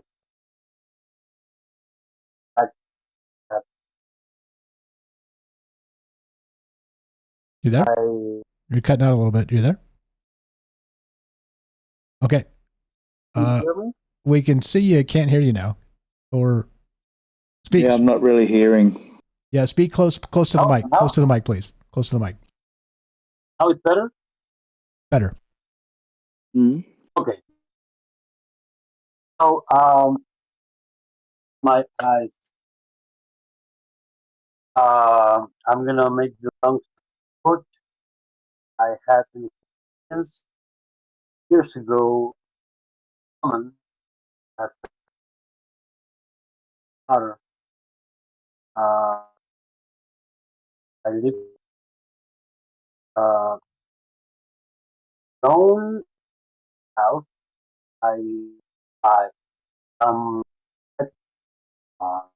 Hey, Kramos, we literally cannot hear you. You're cutting in and out like every other second. So if you can get like a headset or something and plug it in, I would appreciate that. Because we can't. I can see you. You look great. High five. What's up, buddy? But we just can't really hear you. So it might be, okay, cool. Give him a second here. So we're here with Dave Lovegrove tonight and talking about, he's from Viking Superpowers. This is a good point to actually plug his stuff. Go check it out. Viking Superpowers is the name of the book. Viking Superpowers is the name of his actual YouTube channel. Please follow our friends. Check this stuff out. The whole point of doing this is to meet regular people talking about and thinking about extraordinary things. If we can't help each other in that degree, then we're doing this wrong. So please search it yourself. Viking Superpowers, just like it sounds. Go check out the book. Go buy the book. Go check out his YouTube channel. Look, if you're like, I don't want to spend any money right now, that's fine. Cool. Buy the book, but if you don't, go follow his YouTube channel. It's completely free. Link will be in the description down below. Please do that. Viking Superpowers. Dave Lovegrove is the guy, and I'm hoping to have him back as a recurring guest on the show. Kramos, go ahead. Thanks for putting on the headphones. What's your question? What's your comment? Go ahead. Now we can't hear you at all. Completely silent. Bluetooth. Showed us the Bluetooth. All right. That's okay. I'm gonna drop you down. I have no idea what's going on because we can't hear a word you're saying at all. Speak a little bit, and we'll see if we can fix. Nope, nothing. Zero. Literally zero. You look great though, brother. That's zero. Literally zero. Okay. If you want to restart or whatever, and then come back, we can take a quick question from you or a quick comment. But for right now, nothing's happening. So okay, cool. I'm gonna drop him down to the audience there. Appreciate that very much. Okay, Dave. Like I said, again, the invite is open, brother. You are welcome to pop in anytime if you want to. If you catch us doing a show and you want to give us your take on it, you are certainly welcome. You know how to do it on Discord. We're on YouTube and all those places. But I'd love to have you back, and maybe every month or something as a guest to just kind of talk about your research and some of these other things. And I basically lead the conversations, just because. That's what I do. But if you got like a thing that you want to sort of get into the zeitgeist and lead, I'm perfectly open to that. This is not about me. This is about a skill I've acquired and developed. But the skill is to talk to people. And let's talk about ideas. And if you have something you certainly want to kind of put out there and maybe even bounce off for not just inspiration, but other ideas, other angles. Bro, you got us. You are part of the family. As I told you last time, I mean that 100%. And by the way, public apologies to my friend Dave here. We were supposed to reconvene for this show sometime mid-December, but I took an extra week off and then the holidays and things happened. So I'm sorry about that. But here we are doing it. Happy New Year and welcome to the thing. But your take on whatever else we got, and as we finish, and we can go a little long if you like. But thank you for being part of this. You are incredible, and I'm honored and blessed that not only you spend your time and energy and your knowledge with us, but I am so glad to have met you and been part of your realm and your sphere now. And we're looking forward to more in the future. What else you got? Go ahead, sir. Well, thanks so much for all that, mate. Absolutely. I totally am reciprocal. I feel very touched to be a guest and to meet everybody here and to talk and have a venue to talk about these things. It does help me a lot, actually, just solidify some ideas that might be floating around. But I just wanted to say thanks so much for promoting my stuff. At the moment, the book's not out yet. I'm aiming to have it out by April. Paul Wallace from the Fifth Kind TV and Paul Anthony Wallace channel, he's bringing out a new book called The Eden Enigma. And I'm helping him a little with proofreading, which I usually do, because he's like me. He's just an Aussie dad he's ahead of me. He's got a fabulous large channel, and he does the most incredible stuff, and he's being listened to by a lot of far out people, including Avi Loeb, the physicist. He's been talking to just an amazing list of people, but he really likes me and what I'm on about, and we don't live too far away, so we're sort of trying to get our books out around about the same time. And my YouTube channel is the main thing I put energy into. I've been a bit ill for the last couple of weeks. I've been super healthy, like all the way through Scandinavia. It was freezing. I never got the slightest sniffle. Get back to Australia, I was fine, and then suddenly, boom, the whole family got colds, and I've had a big chest sort of thing going on, so I probably couldn't have talked to you a week ago. Okay, so it was good. So my madness was working into your illness, and so we came together at the right time. You don't even sound like you have a sniffle, so I'm glad for that. I'm almost better. And as New Year's resolutions go, I've got them all lined up. Each year I'm going to be younger, fitter, stronger, etc. Hopefully this year I can do it. I'm about to turn 67, which in Australia is old age pensioner age. So I'm sort of glorying in the fact that I'm apparently an old fart, but I actually feel pretty strong and fit. And I'm going to try and be a freak and amaze people when I'm 100, still skipping around. Like my grandmother lived to 109 and she was still standing, and she wasn't exactly dancing at 109, but 105 she was.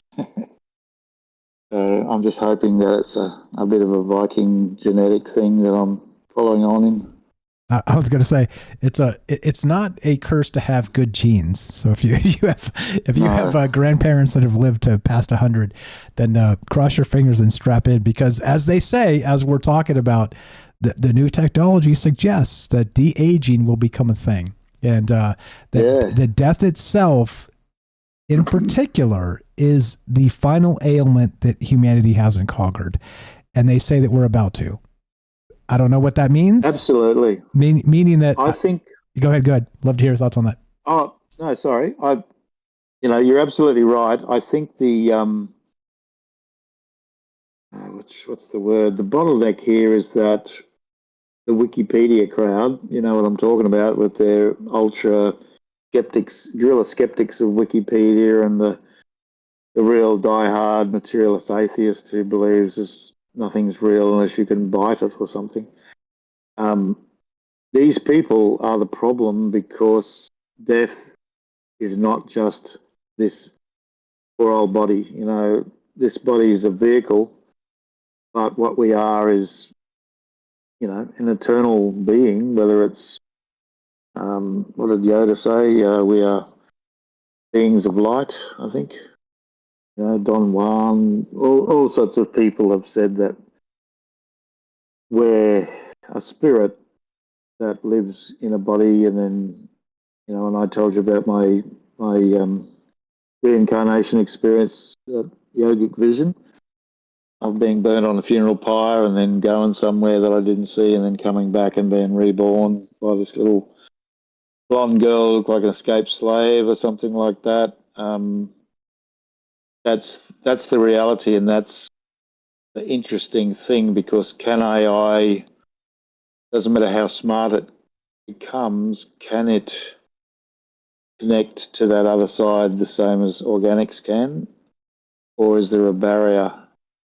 That's what I really wonder. I've been to that other side. I don't think I ever told you, and I haven't got time here to tell you my near-death experience, but it was very profound, and that other side's absolutely real, but it's also outside this construct. It's definitely outside this thing we think of as the universe. It's sort of the real place, and that's where I'm really interested what the AI is going to make of it. Surely it's read the near-death encounter stories that people have written, and this is the subjects being, Leslie Kane, who wrote that fantastic book about, UFOs, generals, all sorts of generals, admirals, other people go on record, and she's one of the top people involved in the sort of disclosure movement, and she's gone right into near-death experiences now, and quite a few of those people involved in that subject are now putting a lot of effort into that, including, is it Bigelow? The billionaire? Yeah. Mr. Bigelow? I live in Las Vegas. He's got 2 facilities here in town I'm familiar with. One is highly publicized. One is not so publicized, that I found myself and was like, what the hell? Which is a vault, by the way. It's an old bank building, a Bigelow storage building that's a converted bank. So clearly there's a vault there. And so if there's alien artifacts, dare we say, yeah. I might know where to find them. Yeah. I really, in my sort of dreams, I dream of meeting Mr. Bigelow and also Mr. Musk, and also Joe Rogan, because I would like to show these guys some stuff, show them my kung fu, not have a fight with them, but show them how we generate tremendous force with no effort at all, because it really does verge on telekinesis, and the word we use for it in Chinese, in Cantonese, is nim lik. If you look that up, it means telekinesis. So the Chinese consider that's what it is. I can't move things at a distance, but I can move things when I touch them in a way that always leaves me flabbergasted. And I'm not a full master of it. I'm working towards it, but it's not something I can always do at will. But when it happens, it's like, holy mackerel, what is this? It's a different level of power. And it sort of comes out of the subconscious mind. But I'd like to talk to them about some of my experiences after my near-death experience, where I interpret them as religious experiences at the time. But I've come to realize that when I died for that short period, it was like a portal to the other side was opened up, and for the next year or two,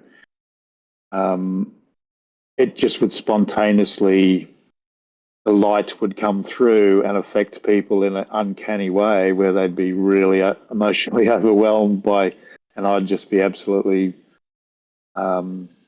like transfigured by the light, to tell the truth. I was just blissed out, so I couldn't speak. And I think I might have told you about that, but I think you did when we first, the very beginning of our last show. By the way, we did do a particular previous conversation with Dave Lovegrove. Check it out. Search on the podcast feeds Viking Superpowers. You'll find him on the original one, and go back to where I found him. By the way, shout out Nick Hunter of the UFO Chronicles podcast. And this is why I don't book guests, by the way, because I don't have time. Like, booking guests is a whole other, I have a day job. I just can't. But Dave found me. Dave found us. Dave sent me an email. I was like, hey, what's going on, brother? Here's what I am. Here's what I do. Nick told me from UFO Chronicles that you might be willing to have me on the show. And I was like, hell yes, I do. And I listened to the show, and it's incredible. So go listen to the previous show, the conversation we had with Dave, Viking Superpowers. Go search that. I'll link it in the description down below. Go check out UFO Chronicles podcast with Nick Hunter, which again, Dave was on the Viking Superpowers, which basically listen to that one he did on UFO Chronicles, then listen to the one we did last time, and then listen to the one we did this time. It's sort of the chronology in my mind of just what I know about Dave. And now that I got to know him, I was a little scared at first, because meeting strangers is scary. But now Dave's one of us. He shares our soul 100%. But yeah, please go do that, and fire stuff as always. We got to who is it? Kramos back in here to ask a final question. You okay to stay a little bit late, Dave? I know our time is all valuable. Yeah. You okay to stay a little bit? Sure, mate. Okay. Absolutely. Appreciate that very much. Let's go to Kramos. Thanks for trying to fix your mic. Let's see if it's actually fixed. What do you got? So we're just at the end of this. If you got a comment or a question for Dave, or what's going on, Kramos, are you there? Test 1, 2. If he could type it to you and you could tell me or something, if it's too hard. We'll see. He said he fixed his mic. He's up in here with us. Are you there, Kramos? Test 1, 2. Nope, nothing. I don't hear him. He knows what to do. He's been on Discord before, so it's an audio problem. It's an audio problem. Yeah, that's okay. Do me a favor. If you got a question for Dave, if any of you guys have questions for Dave, just send them to me. I'll put them in an email and send them to Dave. And then what we'll do, if you want to do this, Dave, we'll like I said, you open invitation. You are welcome here anytime if you want to pop in and comment on anything we're talking about. Or I'd love to have you on like once a month or so, just to download the information and what you're learning, what you're growing, the Norse stuff, and not have me lead it, have you lead it with maybe some talking points that you've discussed or considered, or you kind of want to bounce off an audience or some other minds. Because like I said, I'm used to building the shows, but I'm also willing to go, okay, cool, let's do this instead. So you tell me. I'd love to have you. Sorry, Kramos, we cannot hear you. I'm sorry, brother. We'll catch you next time. If you got a question, email it to me. I'll forward it on to Dave. I'll curate some questions that some people have dropped in the chat. Appreciate that. But yeah. I don't know. Like I said, I feel weird kind of asking you to come back again and again, but maybe you're liking the cut of my jib, and maybe not. So you tell me. You don't have to answer me right now regarding that, but I think it's incredibly important to get the information out that you're working on, because as we said last time, it's incredibly important that your life's work not go unrecognized. Okay. There will be a time, AI wise or otherwise, 50 years from now or 1,000 years from now, hopefully it's the latter, where we're no longer here. And so this information needs to get out there. And I am more than willing to help you with your work and with your ideas, and kind of just put them out there and kind of flesh them out. And that's it's my role, bro. That's why I'm here. Glad to have you. Final thought. You're very good at it. I appreciate that. Final thought from you, or thoughts? We can go a little bit late if you like. And what's your take on that and everything else? And let's wrap this up and get out of here and set up the next one. Yeah. Well, I absolutely love talking to you and all your listeners. It's exciting, especially it's exciting to think that people in New Zealand are listening to me, because they're my sort of cousins just over the water there. We feel close to each other. I've got a lot of New Zealanders in my family. But what I was saying earlier about meeting Elon Musk and Mr. Bigelow and people like that is that the current paradigm in science, the materialistic paradigm that denies paranormal abilities, telepathy and telekinesis and all these things, it's patently wrong, and it really makes me despair sometimes. I think, look, there's so much that we're not going to get beyond until you can face up to this fact. And my friend, Colonel John B. Alexander, who I've interviewed a couple of times on my channel, I think I told you, he was one of the major guys in Project Stargate back in 1980, friends with Russell Targ, lots of those pioneers who work with the United States Army and then with the CIA on remote viewing and just trying to find out the reality of these paranormal abilities. And he essentially said to me, these abilities were real. We've proven it scientifically. Uri Geller's real. The things that so many people do are absolutely real. The Russians know it's real. Undoubtedly the Chinese do, and many others. But there's a pushback against it from the religious people in the Pentagon who consider it's the devil's work. If it's not Christian, it's wrong, and there's probably people in other religions that feel the same way. There's also the distinct possibility that it's suppressed because it is known to be the truth, and they, whoever they are, don't want ordinary humans getting too powerful. And I was going to leave you. That's why I'd like to talk to those guys, because they seem to be pretty straight to me, pretty interested in knowing the truth. But there was a movie called Lawnmower Man. I think it was made in about 1980. Do you remember that one? I do. I've seen it, but it was a long time ago. I've seen it. Yeah. So it's a good movie, and of course, CGI looks really, really dated to us now, but it's a movie that I sort of live by in a way, because this guy who's pretty dumb, which I think of as me, I used to be a lawnmower man. I wasn't really dumb, but I'm smart enough to know that I'm not all that smart. But I was really taken with the way the guy develops, because he gets the right training and input, and this professor puts him into a early idea of, AI, 3D. It was a big thing actually in the 80s, that whole, what's it called? Virtual reality. So he trains him in virtuality, and he gives him some kind of drug, and the guy gets smarter and smarter. But what I love is that he gets to this point where he's not just real smart and able to do maths and etc., what people think is smart, but he actually gets real smart, where he becomes a wizard, and he starts to be able to manipulate reality. And I think he can see the future, but he can move things with his mind, and he can change things and do all sorts of outrageous stuff. And I've sort of realized that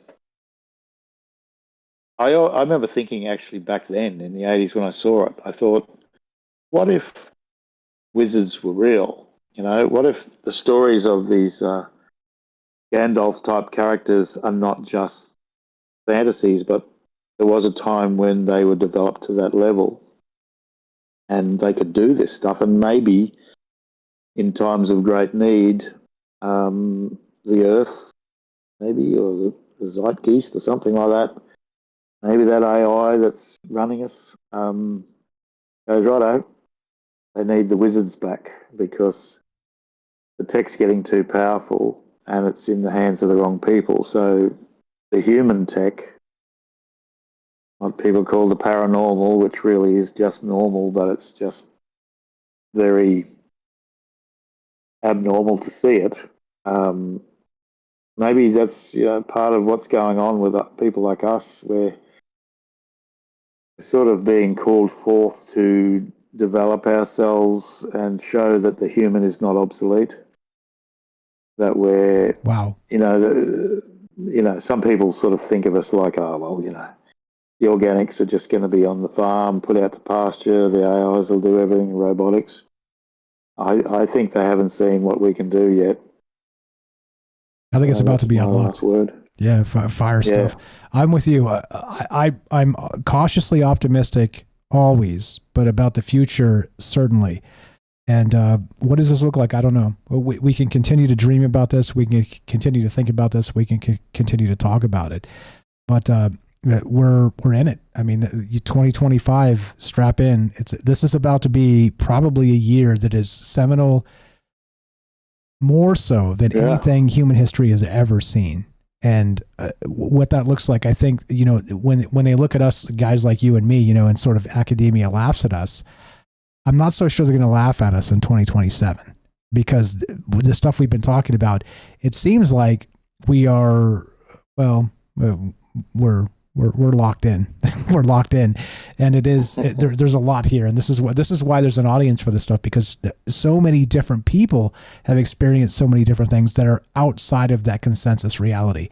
And consensus reality, is fine. I get it. I completely understand that a scientist would say, look, I'm only interested in consensus reality. Cool. I will say there are a lot of people that are left out when you only consider consensus reality. And that's my final thought. I want to ask you real quick before we get out of here regarding your Swedish stone circles.